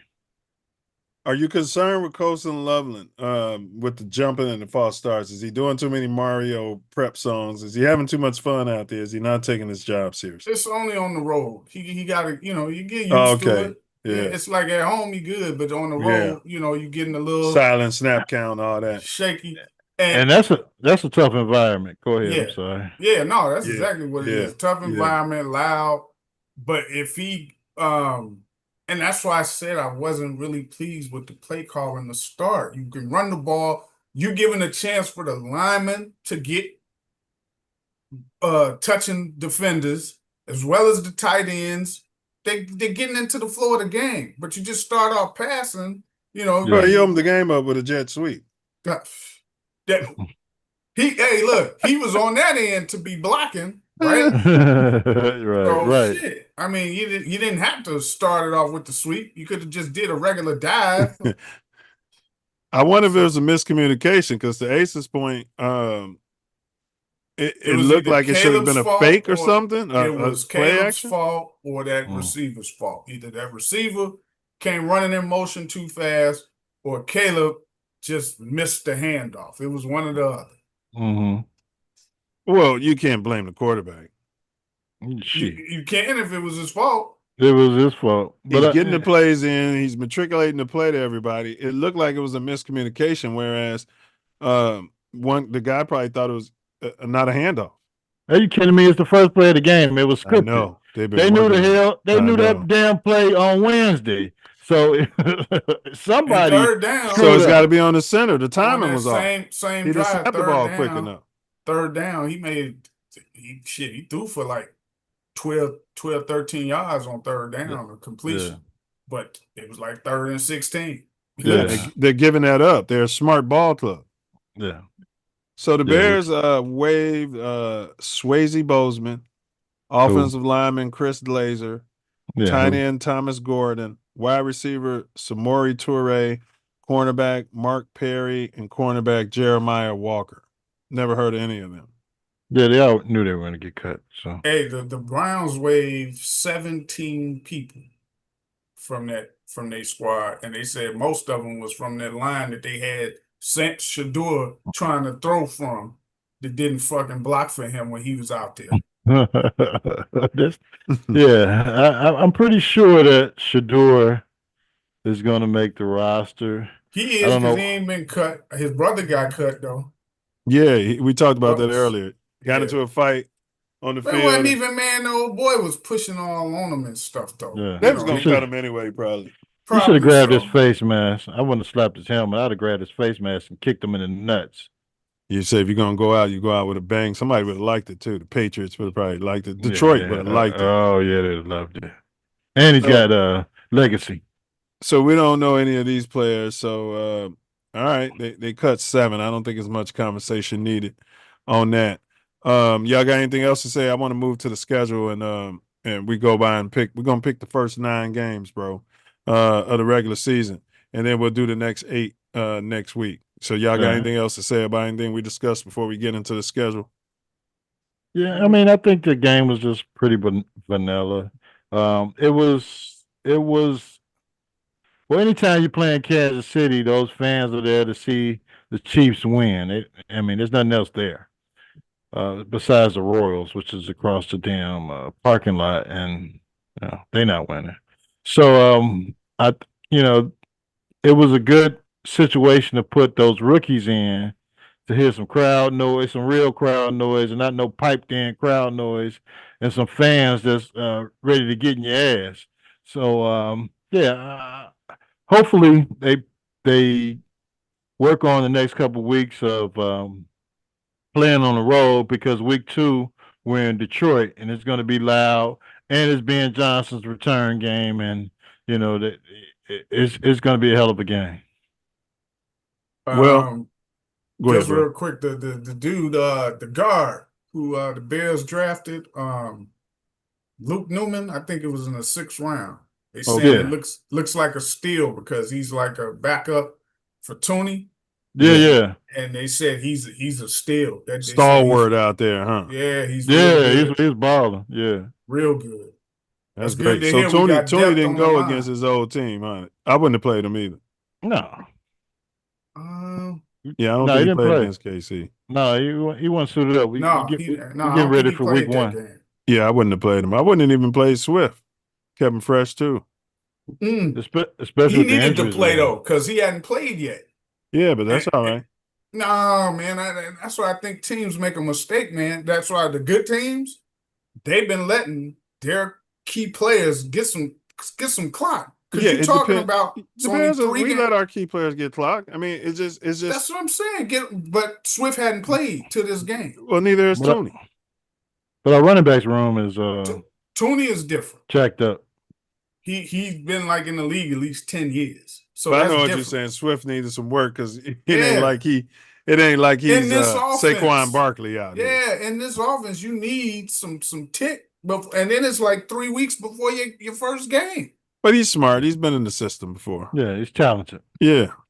Let's go through the schedule though. All right. So we're gonna start out week 1, Monday night game, 7:15 Chicago time. Vikings at Bears. Both teams have an 8.5 over under. Ace, we don't need to score. Who you got in that game? Bears. All right. I'm going to go Bears too, because I just don't believe in that rookie quarterback. Diesel breaks off for them. Who you got in that game? Bears. I got faith in that Ben Johnson will have him ready home for that game. Let me see. That's a night game. Is that the It's Monday night, bro. Monday Night Football start the season. It's Monday Night Football. I was hoping it was Sunday night, but yeah, it's Monday night. So but I still think that he'll have them ready to go. And they got to be ready. There's no, because the coordinator from Minnesota, he's blitz happy. Oh boy, who was the coach for Miami? Yeah, he's suing the league. Yeah. He's some sort of tether. He's got a Hispanic name, but he looks colored. Yeah, his parents are from Honduras. I think the Bears will get him because it's a rookie quarterback too. His parents probably about to get deported. All right, let's move on. Bears at Lions, September 14th, and this is a noon game, Chicago time. Bears at Lions. Ace? No kick. Wait, and before you answer, the over-under on the Lions this season, Detroit, because they got rid of it. Oh, damn, 10.5. I'm taking the under. It's 10.5. There's over-under for the Lions this season. Who you going with, Ace? I'll let the NFL get that game. I'll go with Detroit. So you're going with Detroit in Detroit. Yeah. I got the Bears. They play the Lions tough. Every time they've been playing them the last 2-3 seasons. I think they played them tough. Even when JF1 was here, we had them beat and was letting them off the hook. Yeah, all that. But Ace said the NFL. He said something key. The NFL run their magic. Let them run their magic. We got the remedy for that. So Ace went Lions. I'm in agreement with Diesel. I'm going with Bears. All right. So combined, we got the Bears winning the first 2 games because we're taking the aggregate. All right. Week 3. We got the boys, Cowboys, and I believe this will be the first time that that player who wants the money and he's holding out. What's his name? Micah Parsons. I want the Bears to get him. You guys have no interest for some damn reason. You're sitting there watching our defensive line come out there and look like wet toilet paper week after week, and you can get a stud in there. I don't think you he'll can be get a available. ma'am in here. Huh? I don't think he'll be available. They're not. What do They're you gonna mean? franchise tag him unless he just holds You one put to hold together a out. package, a second round draft pick this year and a first round draft pick the next year, and you get Michael Parsons up in camp. It ain't gonna, I don't think they want to let him go, man. Like I said, they're gonna franchise him, man. He just may have to hold out to become a free agent. His first game, my prediction, will be against the Bears because that's just how it goes in our world. For sure. You know what I mean? He'll have a hamstring injury, so I'm going with the Bears. Cowboys at Bears, and that's a 3:25 p.m. game at Soldier. So Ace, you said Bears, right? Yeah, the Bears always beat the brakes off the Cowboys in Chicago. Traditionally. Yeah. All right. I'm gonna go with the Bears as well. Diesel, so far you got the Bears 2-0. Nope, I think the boys will beat them. And the over-under, I didn't give y'all that on the Cowboys this year, 7.5. Mm-hmm. Yeah, no, actually, you know what? No, that game I got the Bears. I got the Bears. The Bears to win that because they're at home, and I think he'll have them ready. I think under him when we're at home, it's a bigger advantage than we've ever had before. Over the past like 10, 15 seasons, we ain't really had no home field advantage. He heard that over-under. Hey, what you think about Malik Beasley, bro? The Feds ain't on his bum no more. NBA player, they were saying he was cheating on those parlays. But it turned out they had no evidence and dropped all the charges against him. Costing him all the free agent money, man. He lost big money. He was up for a contract. You know? Well, it's because he like, but outside of that, he had debts that he wasn't paying. Because he wasn't getting no more money. Well, I mean, but the money he did got, it was already, what did they say? He was like gambling and shit. Yeah, he was back on his rent, all that. He wasn't paying no rent. He wasn't paying nobody, bro. The same type of stuff as one of the Morris brothers. Yeah, but I don't care. Is he showing up on for the game time and putting us buckets? This is what all I care about. You guys don't care about fingernail polish and lipstick and lip gloss and dresses. Well, that quarterback's not wearing a for a detriment to the team. So you don't want to just sign a person that may be having too many things outside of the job that's affecting the job. So you got to be careful with that. Will we like him because of what he can do? Yeah, but like I said, his gambling proclivities is a bigger concern to you than Caleb Williams' autosexual proclivities. Well, he knows how to cover them up apparently because they dropped all the charges. So yeah, but those wasn't the only concerns. That's what I'm trying to tell you. If he's like in debt on all these other people, you got to be careful with who you just go and sign. Now, they did say that the Bulls are one of the teams that have enough to offer. There you go. More, I think, than the mid-level exception or whatever there you go. thing is. We need talent. It was like 5 teams. I think Come on, we got Josh Gideon. You're talking to me about proclivities? Have we signed him yet? Yeah, they signed Gideon. Oh, okay. So no, but I'm saying you just got to make sure you do your homework with the guy before you attempt to sign him. You got to grill him. Chicago. It's the home of R. Kelly. Josh Giddey is welcome here. Right. Raiders. The Raiders. And they're over under, you guys. It's Bears at Raiders. It's a 3:25 p.m. game on September 28th. Me and Wifey will be in Vegas for that event. The Vegas Raiders are 6.5 over under this season. I'll start with you, Diesel. Who you got in that game? Raiders, that game. What? Because I got the Bears starting at 3-0. And the Raiders are, to me, they're that kind of team because now they got Geno Smith quarterbacking. And they got a new coach, too. Yeah. Pete, don't sing me Christmas carols. Yeah. I think that they'll put up one of them games where they'll end up winning. So I had them beating the Bears, and the Bears will be 3-1 after that game. Al Davis never paid us. You're acting like Al Davis paid us. Hey man, CTE, okay? The pride and poise. Commitment Al Davis to had Art excellence. Shell. Okay? Yeah, Art Shell. You know, he got scapegoated. All right, Ace. Damn, I want to let me go over here. All right, I don't care anymore. All right, Ace. Who are you going with? Bears at Raiders. Bears. Bears. Yeah, I mean, we won our last game. Well, we lost our last game in Vegas, but you know that was because no, that was in New Orleans. I'm sorry. I'm But going Bears too. Bears always play well out there, and you got them on that turf in the dome, so you know I expect it to be kind of a nasty game. Well, I think the Raiders defense gonna be It's gonna be playing real hot too. good. Oh, they Same got with the AC. It's a Bears. dome. Yeah. Same with the Bears. I just think it's gonna be one of them games where yeah, it's I gonna be don't a tough know. game. They're gonna end up. I just think the Raiders will end The up Raiders fans pulling ain't that out. smart. They don't know about football. They don't know how to keep the noise level up. They're just there to have fun, and they're thinking about all the gambling losses while they're at the Yeah, game. man, they got a Well, they got two sets of fans, man. You got True. the Johnny Come Lately True. You got Vegas the fans, Oakland and you got them fans. You got original the LA Raider fans. fans, Yeah, which yeah. I was a Raider fan growing Back in Oakland. up. Yeah, because when I used to live in the Bay Area, and my Bo dad Jackson. used to be a Raider fan.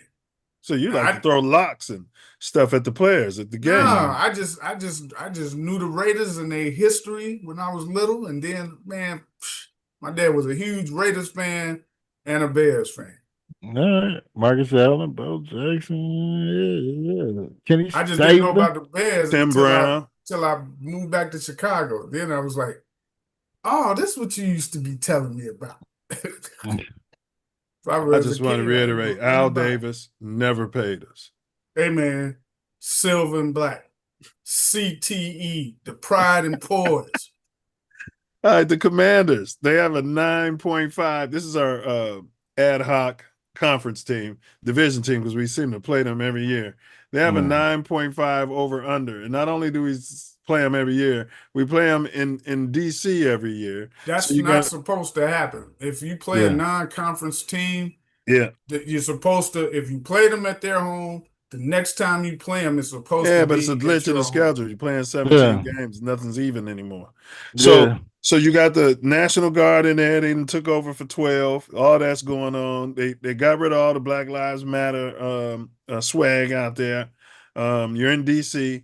Caleb's hometown. You know, you don't know if he's going to be Boys Town adjacent when he gets there. You know, well-known chocolate city for Boys Town adjacent individuals. You don't know where his proclivities are. 7:15 p.m. game, October 13th. He's asexual. I'm still Is that contemplating. Autosexual. Whatever. Well, yeah, whatever it is. Is that a Thursday night game? No. October 13th or Monday night game? Sunday night? That's a Sunday or Monday night game. The 13th is it's a holiday weekend. I think that's Monday night. Okay, calendar 2025. All right, let's see. Calendar 2025. October 13th is a Monday night game. We're on Monday night again. Look at that. Yeah. All right, Ace, who you going with? I am going. You going to be out there again? I'm going 2 weeks later to the Ravens game, so I don't know if I'm going to be able to make both, but I might. Oh, okay. you like going to watch the copper color quarterbacks, huh? My sister lives out there, so I don't have to pay for housing. Thanks, sis. Love you. But I'm going with the Bears. If they're not geeked up for that game after embarrassing themselves last year against the Commanders, I don't know what game they should be ready for. So I'm going Commanders. Ace went Bears. Diesel. Washington. If what's his name, and we're making all these picks, assuming everybody's got their regular lineup. If Daniels is playing, I'm going with the Commanders. Has he played in the preseason? Yes. This is the first loss combined. And I don't think it was the last. I don't think they played him this weekend, but he played the weekend before. He played like 2 series, and he was looking just like he did last year. You know, I was number one receiver though. You know? Yeah, but he was throwing the ball, scrambling. He looked the same. So I was like, hey, yeah. So I got the Bears 3-2 after that game. Well, combined, we got the Bears 4-1. Dizzo's got them 3-2. I got them 4-1, and Ace has them 4-1 so far. And we're gonna do 1, 2, 3, 4 more predictions, and we'll pick it up next week. All right. So the next game, bro, is Bears at Saints. That's a roll out of bed, 10 a.m. here in LA, noon game. They're over there. Who's the quarterback for the Saints right now? Between Jesus Shuttlesworth. Nobody. Bears. Rattlesnake Rattler and the rookie Schobel or whatever his name is. So the Saints have a 5.5 over under. Just so you know, that's what Vegas is predicting. Bears. All right, Ace went Bears. I'm gonna second you on that and go Bears. Dizzo, you got any surprises here? It's triple slots, Bears. Bears. All right. So Bears. Combined, so far we got the Bears at 5-1. You guys are believing in this. I don't know if it's Ben Johnson you guys believe in. I don't know if it's Big Dick Dennis Allen. I don't know if it's Coach BJ. May even be Ryan Poles. According to Dizzo, comes here caping for Ryan Poles week after you know. Screw Ryan Poles. Everybody's saying that Coach BJ is putting the team together. It's just a matter of how he executes and matriculates the ball on offense and defense. We got another roll out of bed early. This is October 26th. This is the game Big Ace will be at. Mouthpiece included will be in the building. For sure. Bears at Lamar Jackson. Action Jackson. Early game. Whew. All right, Ace. You going to see a loss? Unfortunately, it'll be a L for the Bears. A revenge game for Raekwon the Chef. And you got Lamar running around out there too. So, yeah, unfortunately, it'll be. I'm going to second that, Ace, and go with the Birds too. I'm going with the Ravens. I hate to be like that, but LeBlack Jackson is. If LeBron can be called the GOAT, we need to start calling him the GOAT. He just needs to go to a super team. That's all. Yeah, he's my GOAT. And get a super coach. All right, and they blame him for the losses. They're not blaming Harbaugh, which is weird to me. All right, Dizzo, who are you going with in that game? Early game, the Bears be catching people slipping. I'm going with the Bears that game. Yeah, the Bears catch people slipping. What you think, Jackson won't be healthy that game?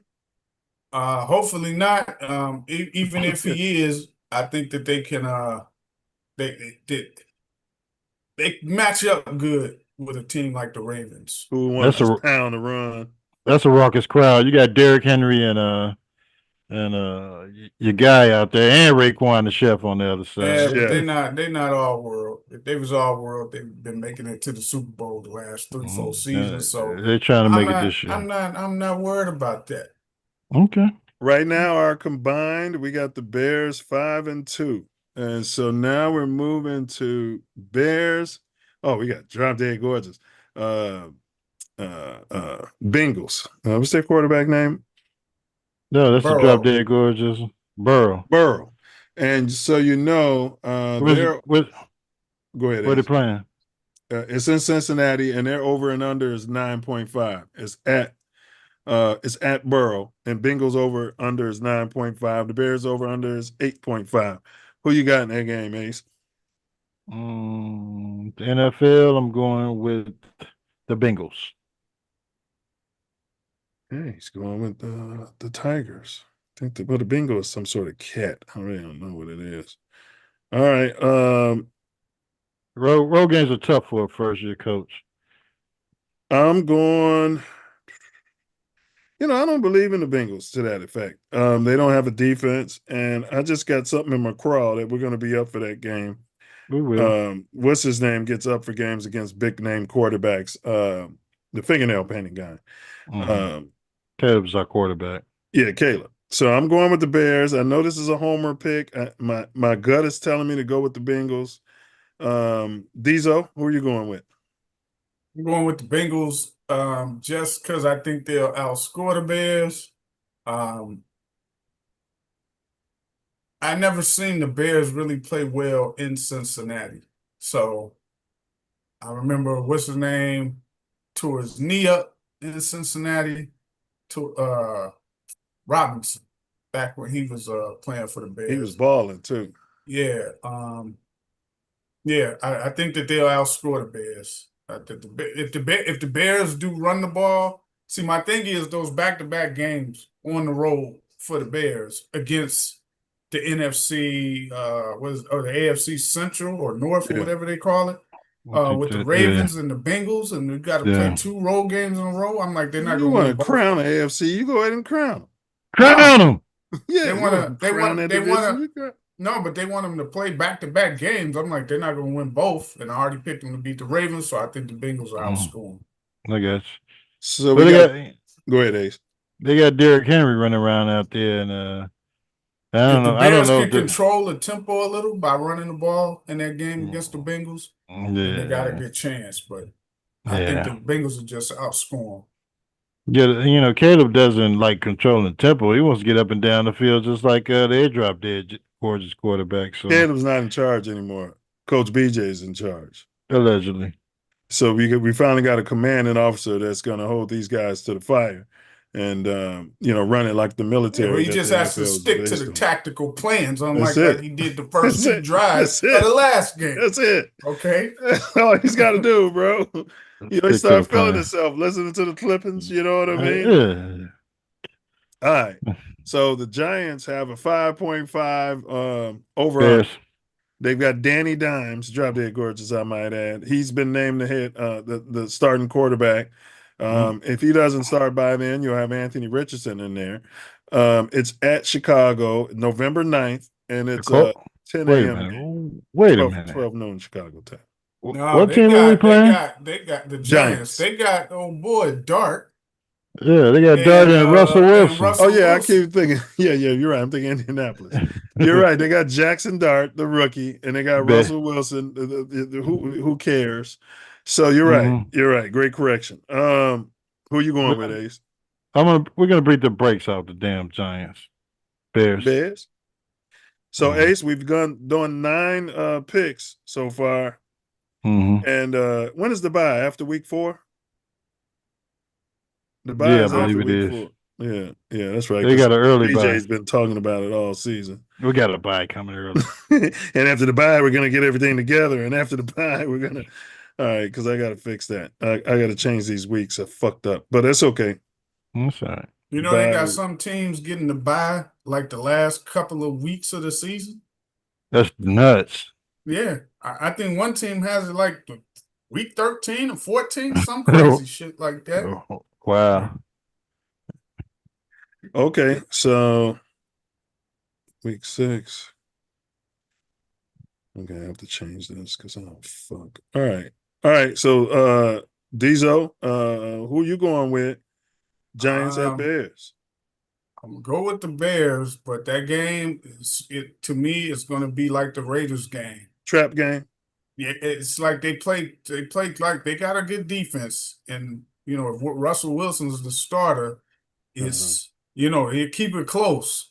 Stephen A. Smith hates when people do this. Yeah, I'm going with the Bears. Right, but you're arguing for it. You're arguing for the. I'm telling you how I'm sound like a Gen the game Zer. is gonna play out. You sound like a Gen Zer right now. No, I just don't say shit without having an explanation behind it. Okay? All right, we're gonna beat the brakes off the Giants.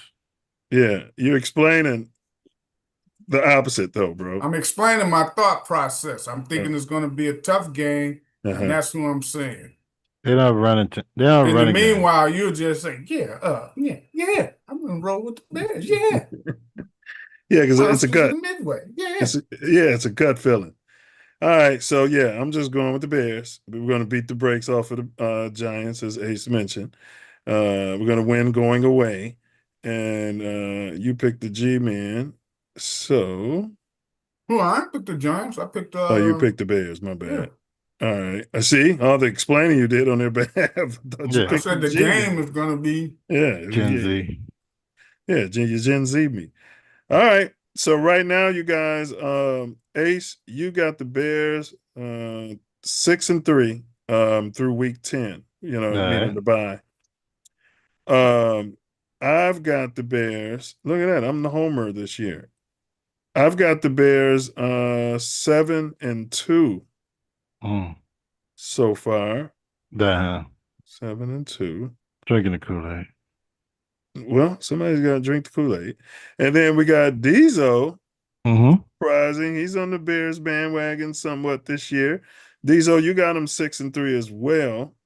So it looks like you and Ace are little butt buddies so far. And how you seeing it? But y'all pick different games.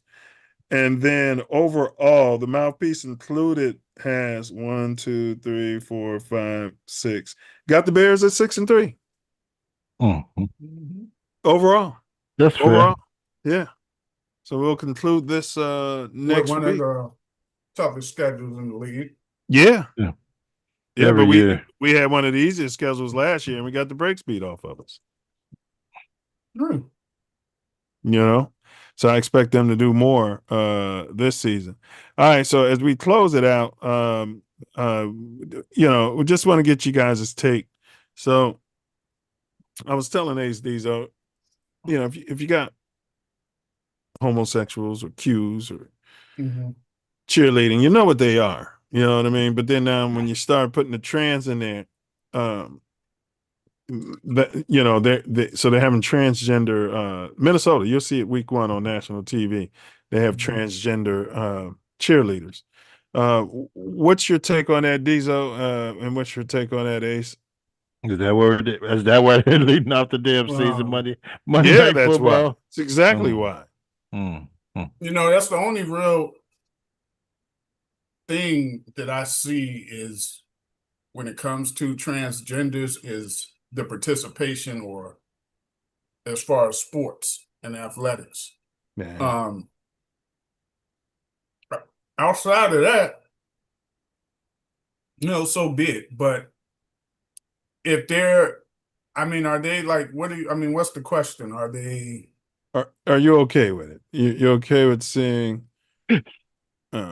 You're okay with this? During the game, you're drinking your beers. You might be out in Wrigleyville at the Billy Goat Tavern. You're Boys Town adjacent. You know what I mean? And you're watching the game and cheering out there. Because you guys grew up watching the Dallas Cowboy Chilies, the Honey Bears. We've said on this show the Honey Bears will be trans. We said that. And then now this is happening. So what's your do you like it, Diesel? You like that? I don't. I mean, if it's if you like it, it's okay to say. No, I don't care to. If I'm looking at what appears to me to be a female, I would like it to be a female, or vice versa. If I'm looking at something that appears to be a male, I would think and hope that that thing I'm looking at is a male. So my personal thing, like, no, I don't like it, because if I can't tell what they are, and they're going by something else, and then I don't even know how to refer to people, because if I see someone, just in general, if I see someone in public and they look like a man, I'm going to refer to them as such.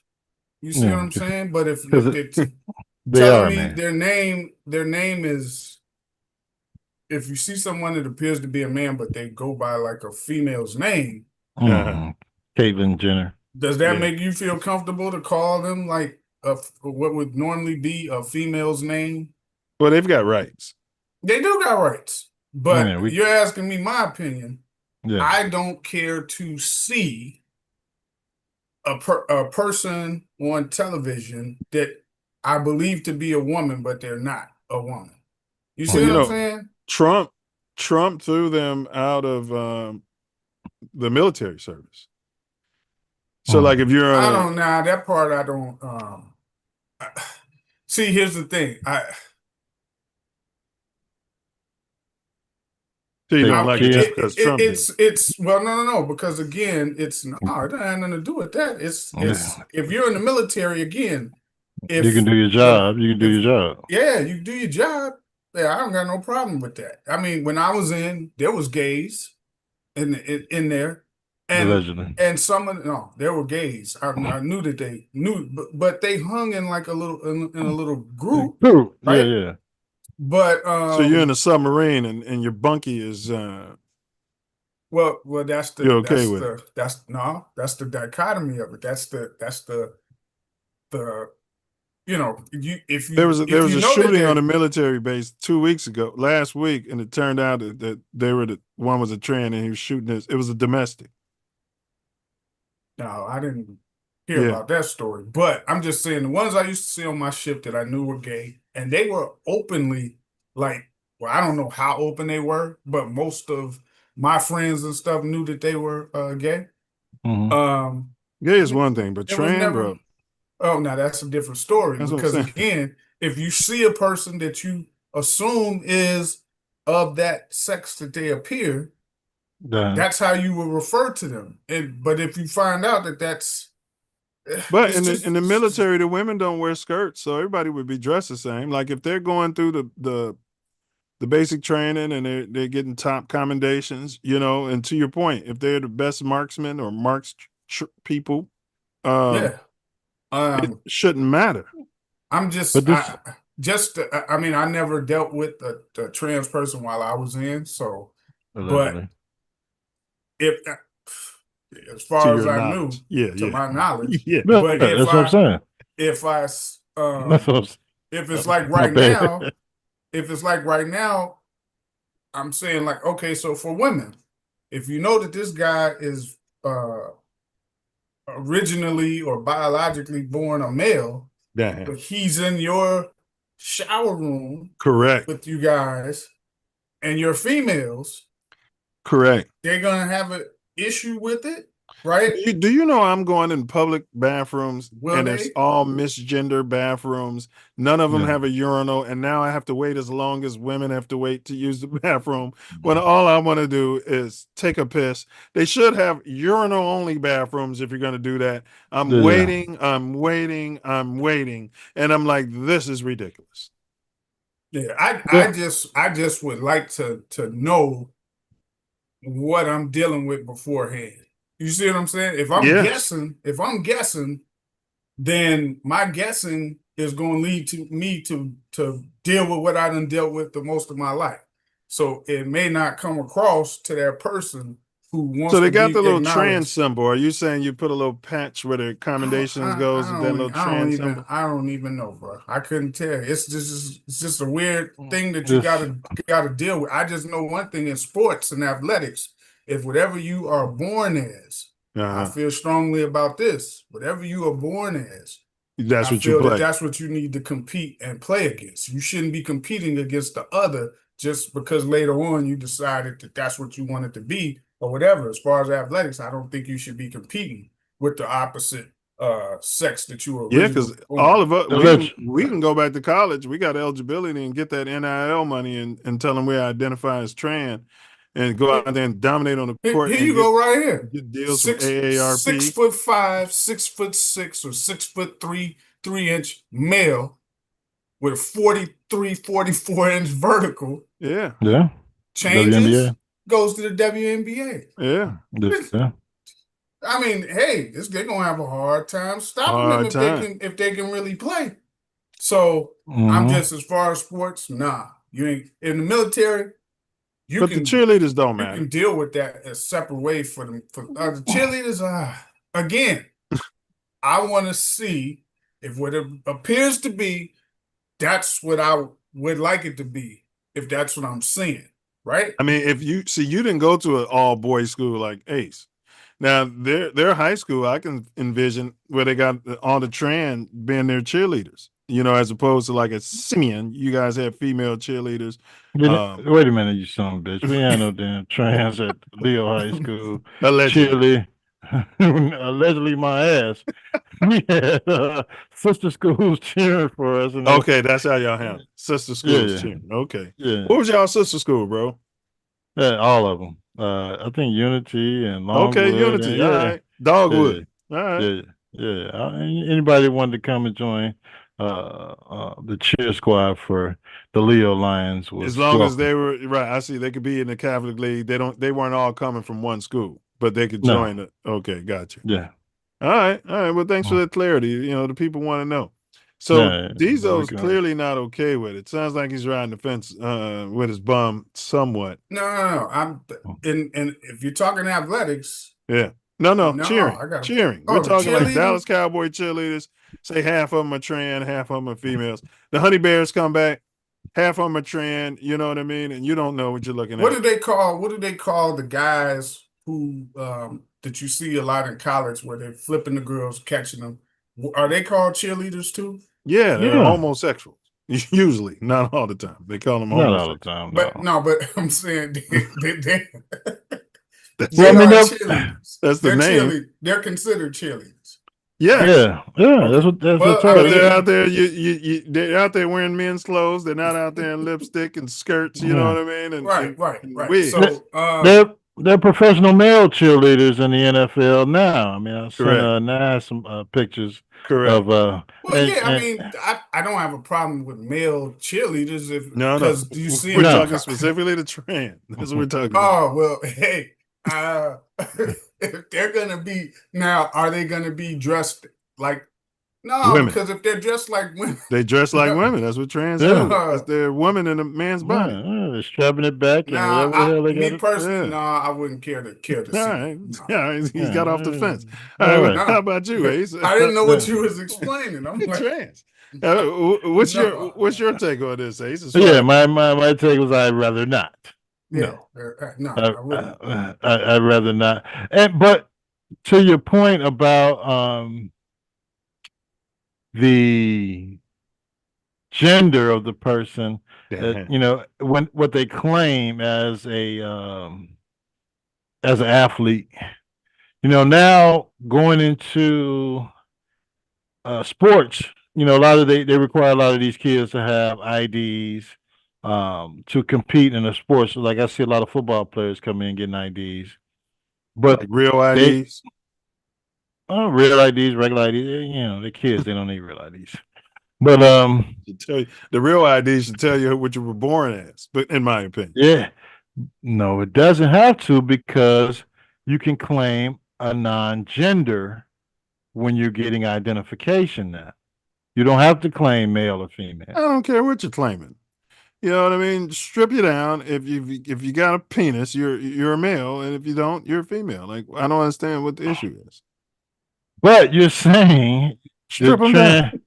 the transgender, but they don't have to claim. They can be fluid, liquid, whatever the hell they calling it. Yeah, I see what you don't you're have to saying. claim it. You don't have to claim a gender I see your point. to get identification now. So you're saying that this non-gender person can't come out as a transgender, whatever they want to be as a Because they don't have a gender. They're gender fluid. Yeah, right. So it's the society we live in now. But I'd rather not. Yeah, I don't.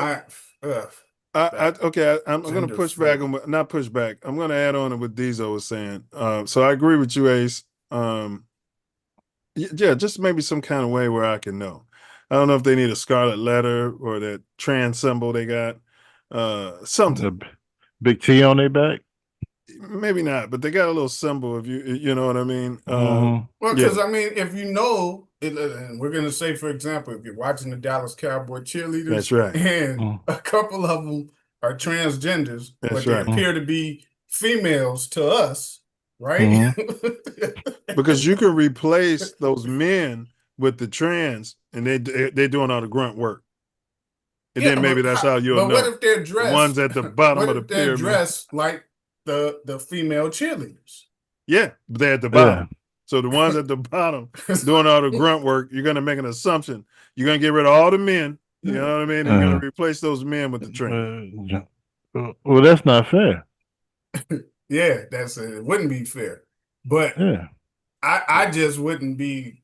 I mean, I don't really watch the cheerleaders anyway. In most But they're going to football start games showing and them stuff. now. I They can guarantee that. let them show them. I'm not gonna pay no attention. I'm usually turning or something when they showing cheerleaders You're in the today red zone. anyway. Yeah. Anyway, because how often do you see a black one? You might see one black cheerleader on one on Well, every Karen three ran teams, pictures. All the you black got ones like you one. show are the gay ones.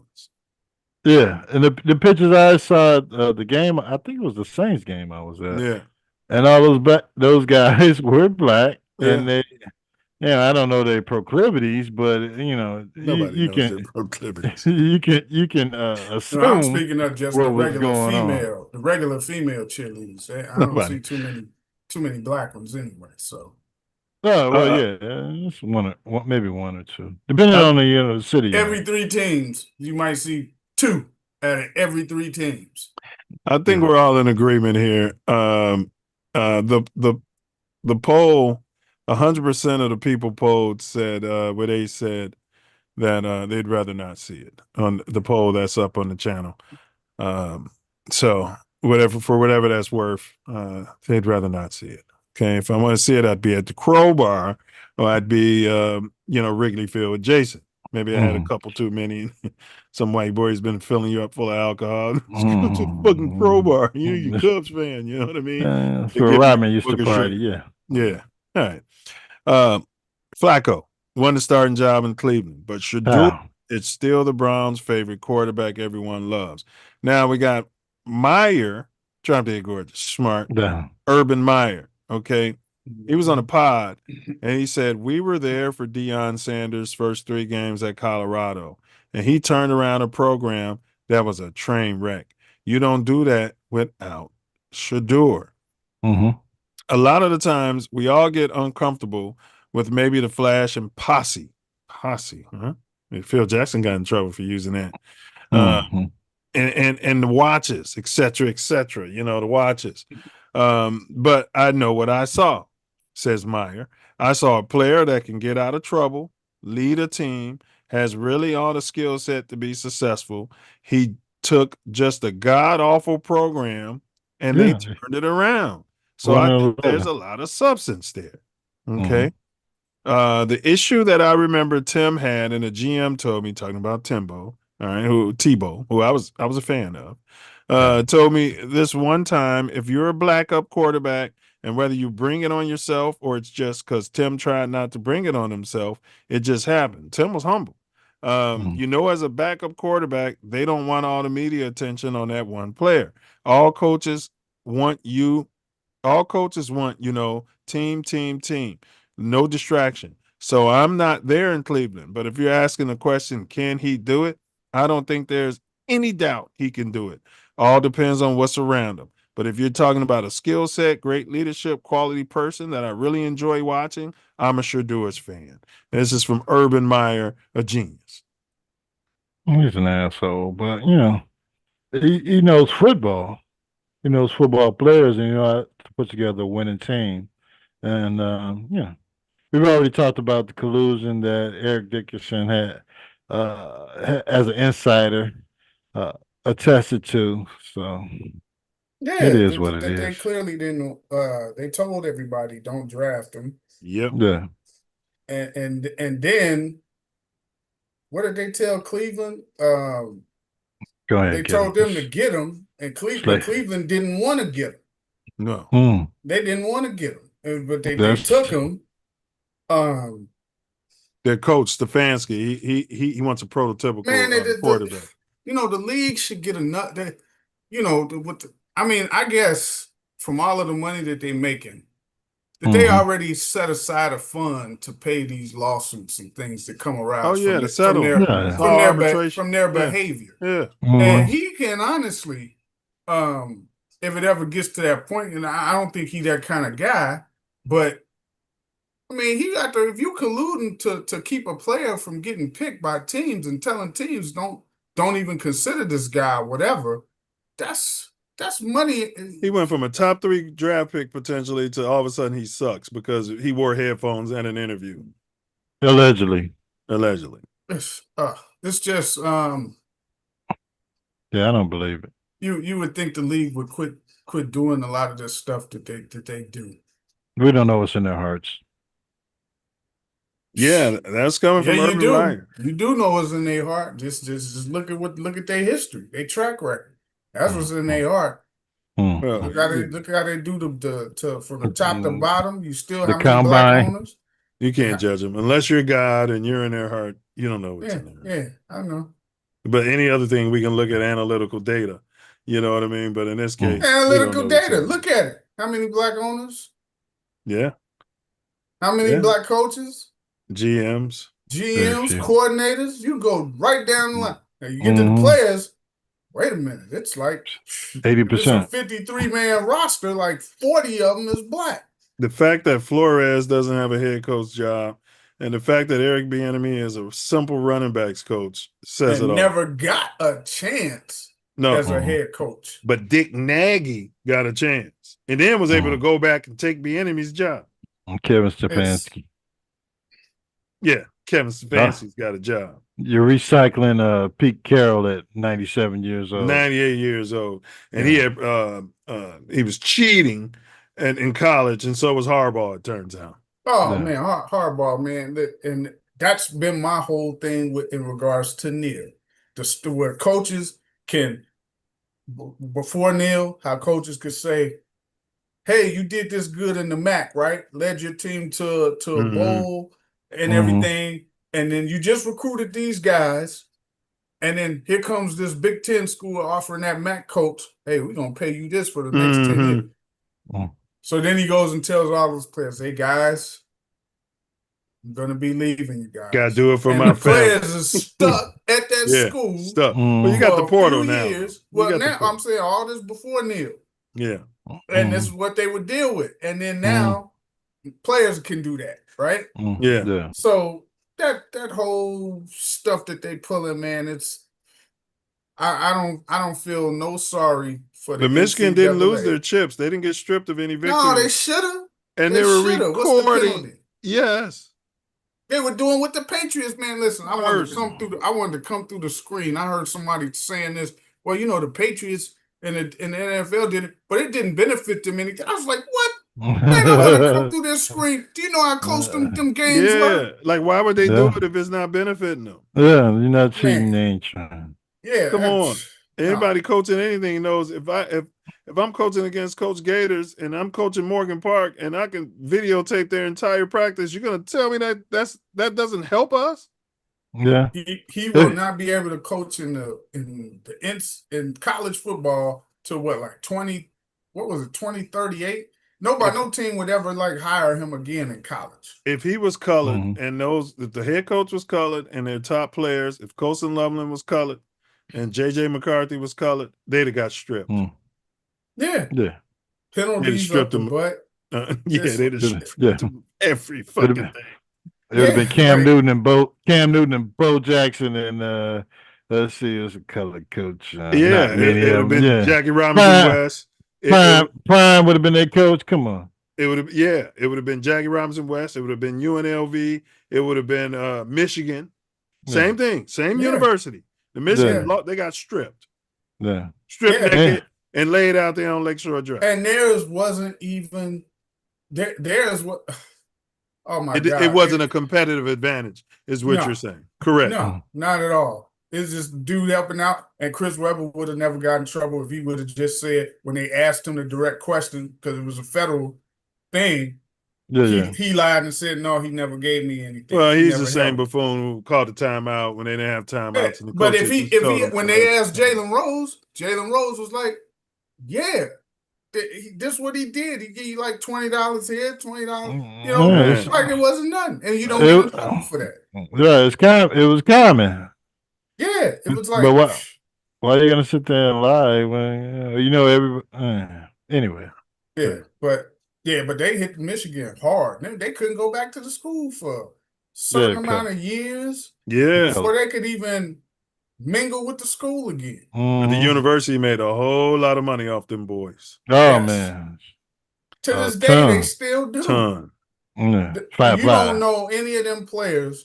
When one of them players even said it, like I think it was Juwan Howard. He's like, they don't say, "Hey, there go Juwan Howard," or "There go Jalen Rose," or "There go Ray Jackson." They be like, "That's Juwan Howard from the Fab Five." Fab Five. And I'm gonna say this: if you stripped them, you should have named the Flying Illini as the national champion because we would have won the national championship that year. We lost to them in the Final Four. That's my whole point. If you stripping them, strip them. Yeah. The people that got caught with the drugs in baseball. To this day, I'm still mad. Jason Giambi got that when Frank went to Oakland That first year in Oakland, he finished second in MVP, and Giambi was on drugs, on steroids. And Frank was pure. He was a natural. And they knew it and found it out, but you don't take his MVP.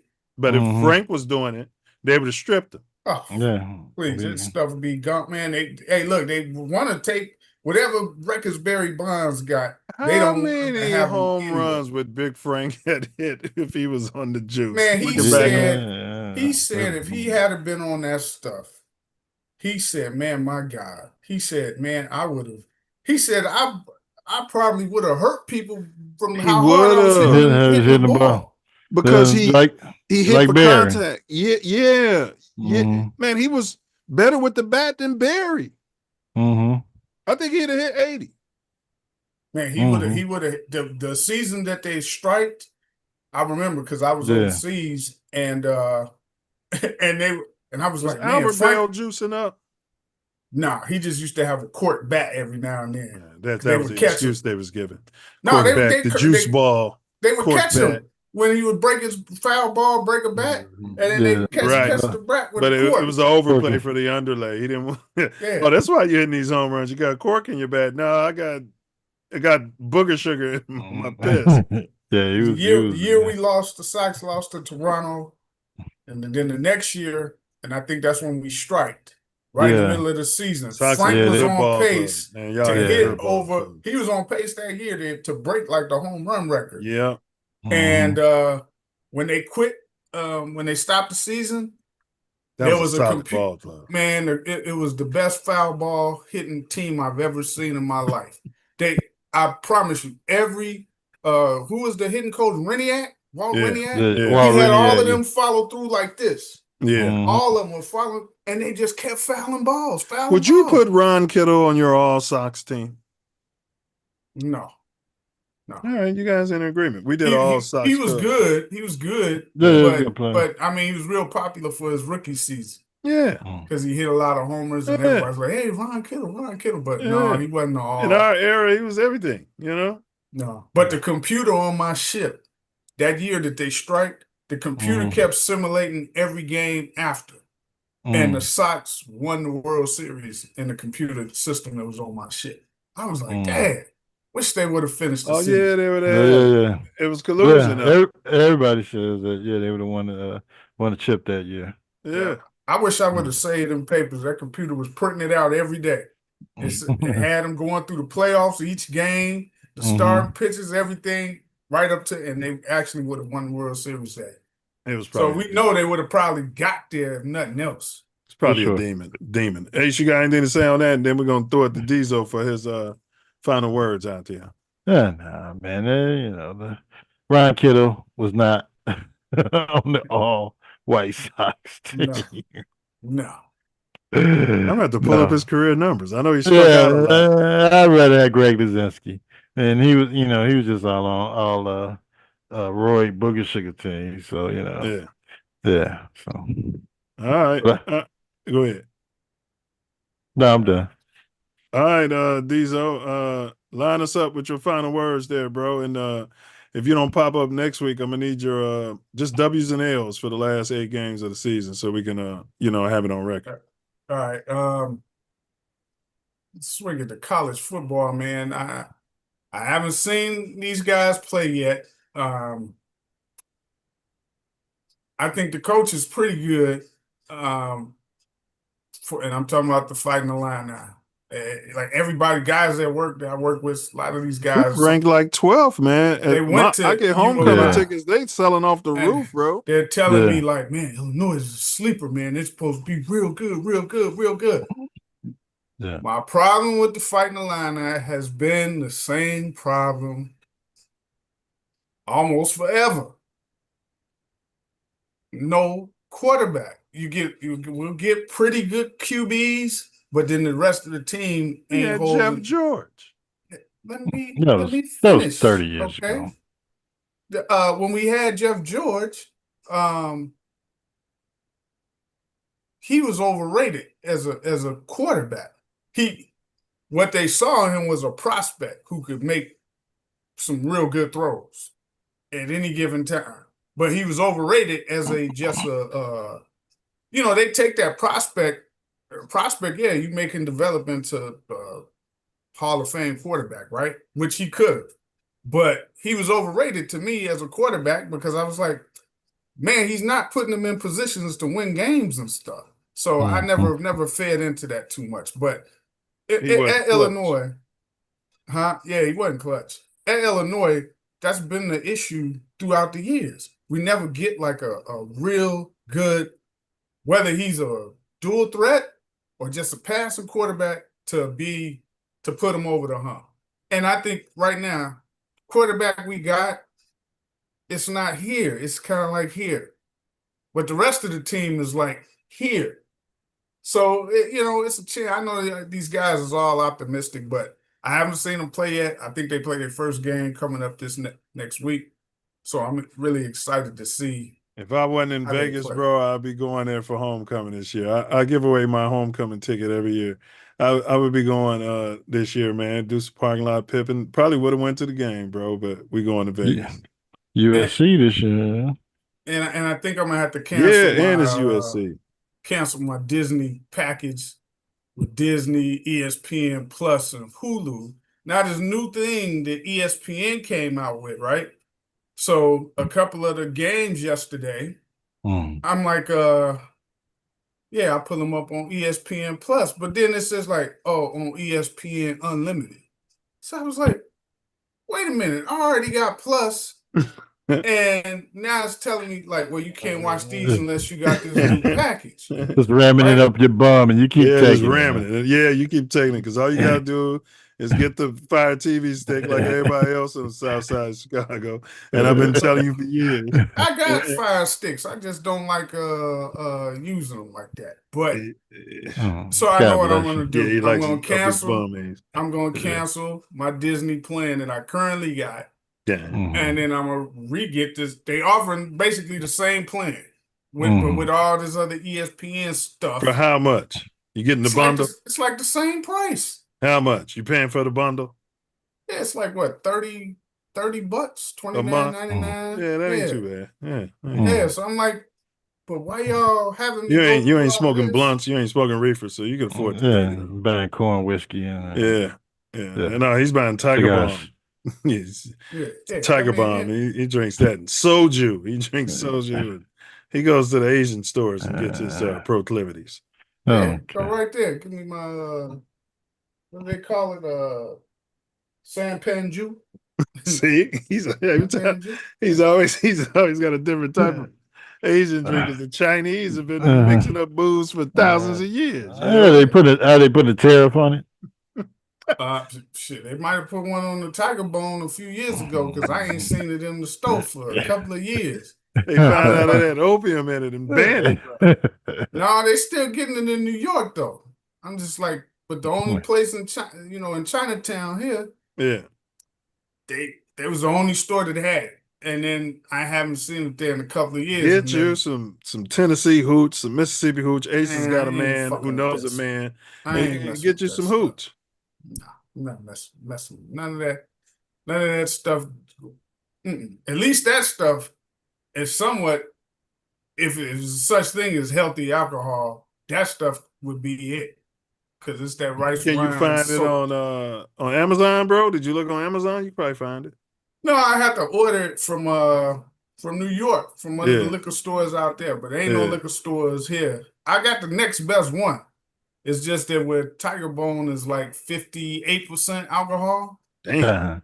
This one's only like 53. All right, well, I mean, you're talking about 5% here by volume. Yeah. I mean, you're sniveling over potato. Yeah, exactly. Yeah. But I was drinking some of it yesterday, that little house music festival they had downtown, Ace. Yeah, with all of it. Like 4 different stages for the free too. That's always a good price. So I gave my friend, I said, here, take it. She's like, what's that? I said, oh, this is my Tiger stuff. I said, take it. She's like, oh yeah, let me take it. Like, ooh, woo. Yeah. Woo. Dramatic. But it never fails. 10 minutes later, let me get another one. Yeah. Because once it go down in your system, You be like, whew, yeah, it's just the initial talk. And I always tell them, It's the opium.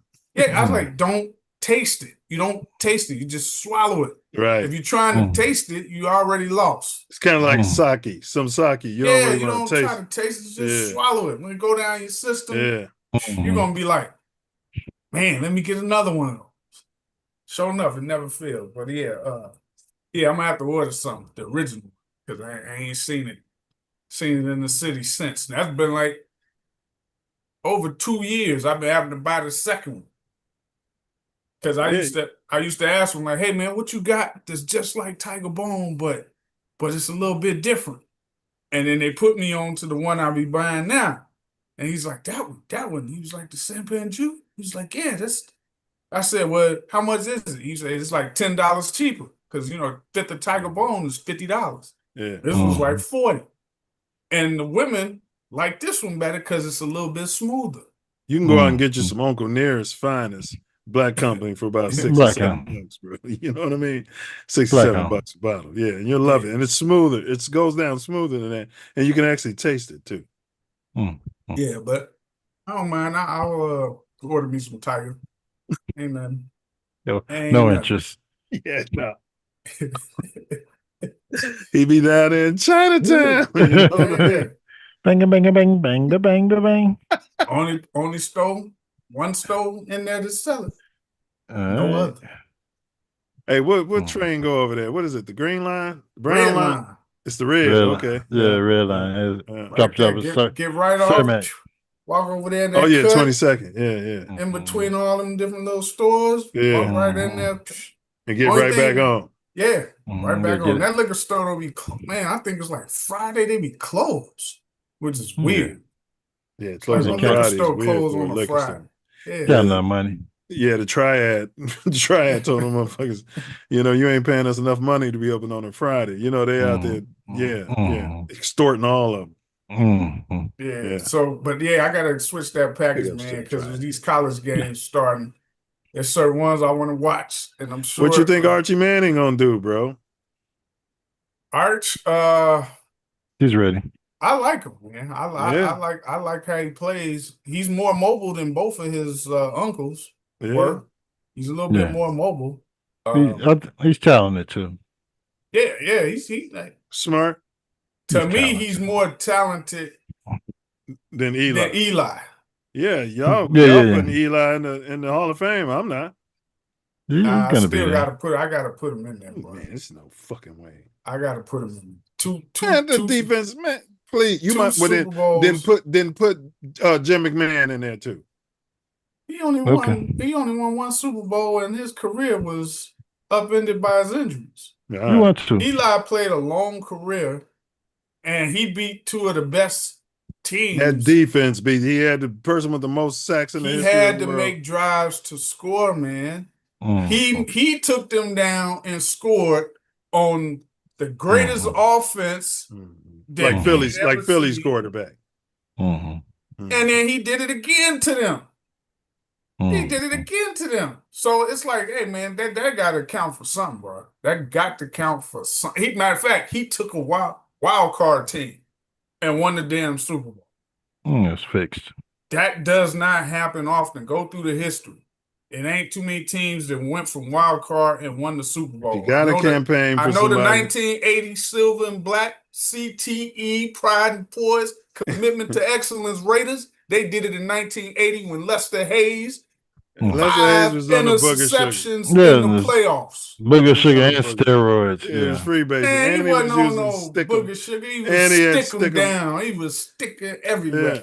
But he had one of the greatest postseasons in NFL history. It was the cocaine. Whatever you want to. They were all doing that. You hear the Steelers to playing the Cowboys in Super Bowl. What was it, 10 or 13 in Florida? Tony Dorsett was definitely on it. The night before, we were all doing coke. Tony Dorsett was definitely on it, though. We were all high. Everybody. Roger Staubach wasn't on it. And he should be in the Hall of Fame if he isn't already. Now, if Roger Staubach, I think he better U.S. be. Navy. Is Roger Staubach a Hall of Fame? He should be. Yeah, I believe he was a thorn in all of the teams I liked in the 70s and early 80s. That's why I used to hate Tom the Landry Cowboys. invented the shotgun pretty much. I mean, they were doing it in early football, but he's the one that they used to use it on third down only. Now they're coming out there every down in the shotgun. It was third and long that Dallas used to use it. I was a Cowboy fan. I know everything about him. Oh yeah, did you love what was it Tony Pearson?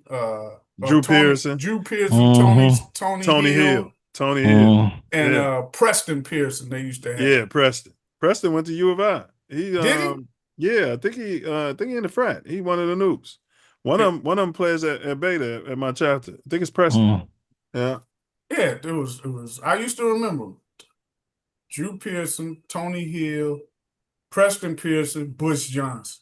Hey, they had some receivers. Yeah. Roger Staubach went in the Hall of Fame in '85.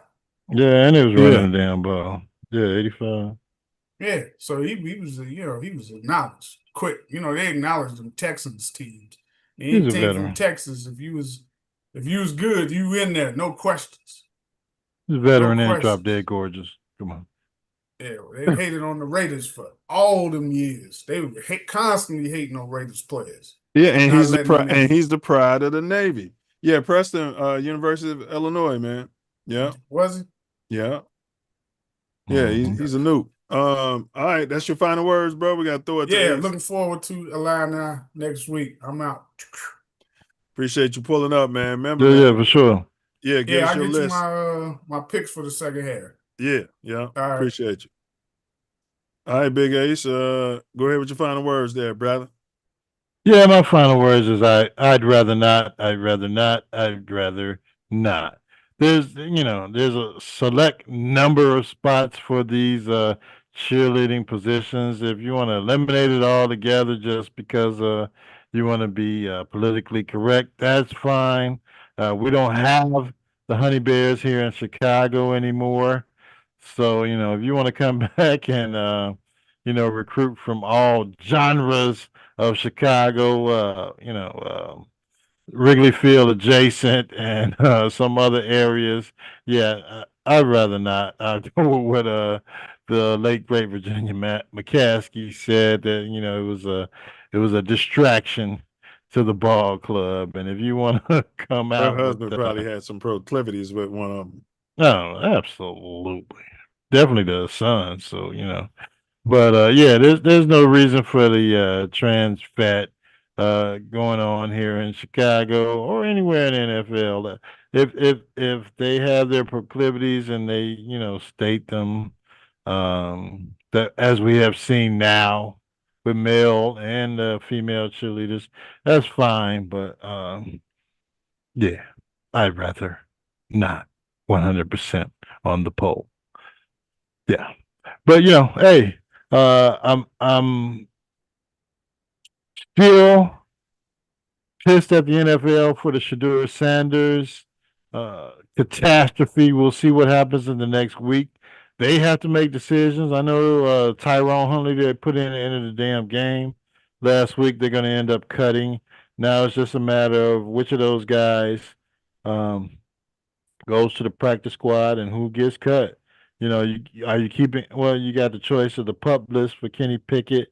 You got the PUP list for Handy J, and you can, there's no way they want Shedeur as their number 2. So just let the kid go.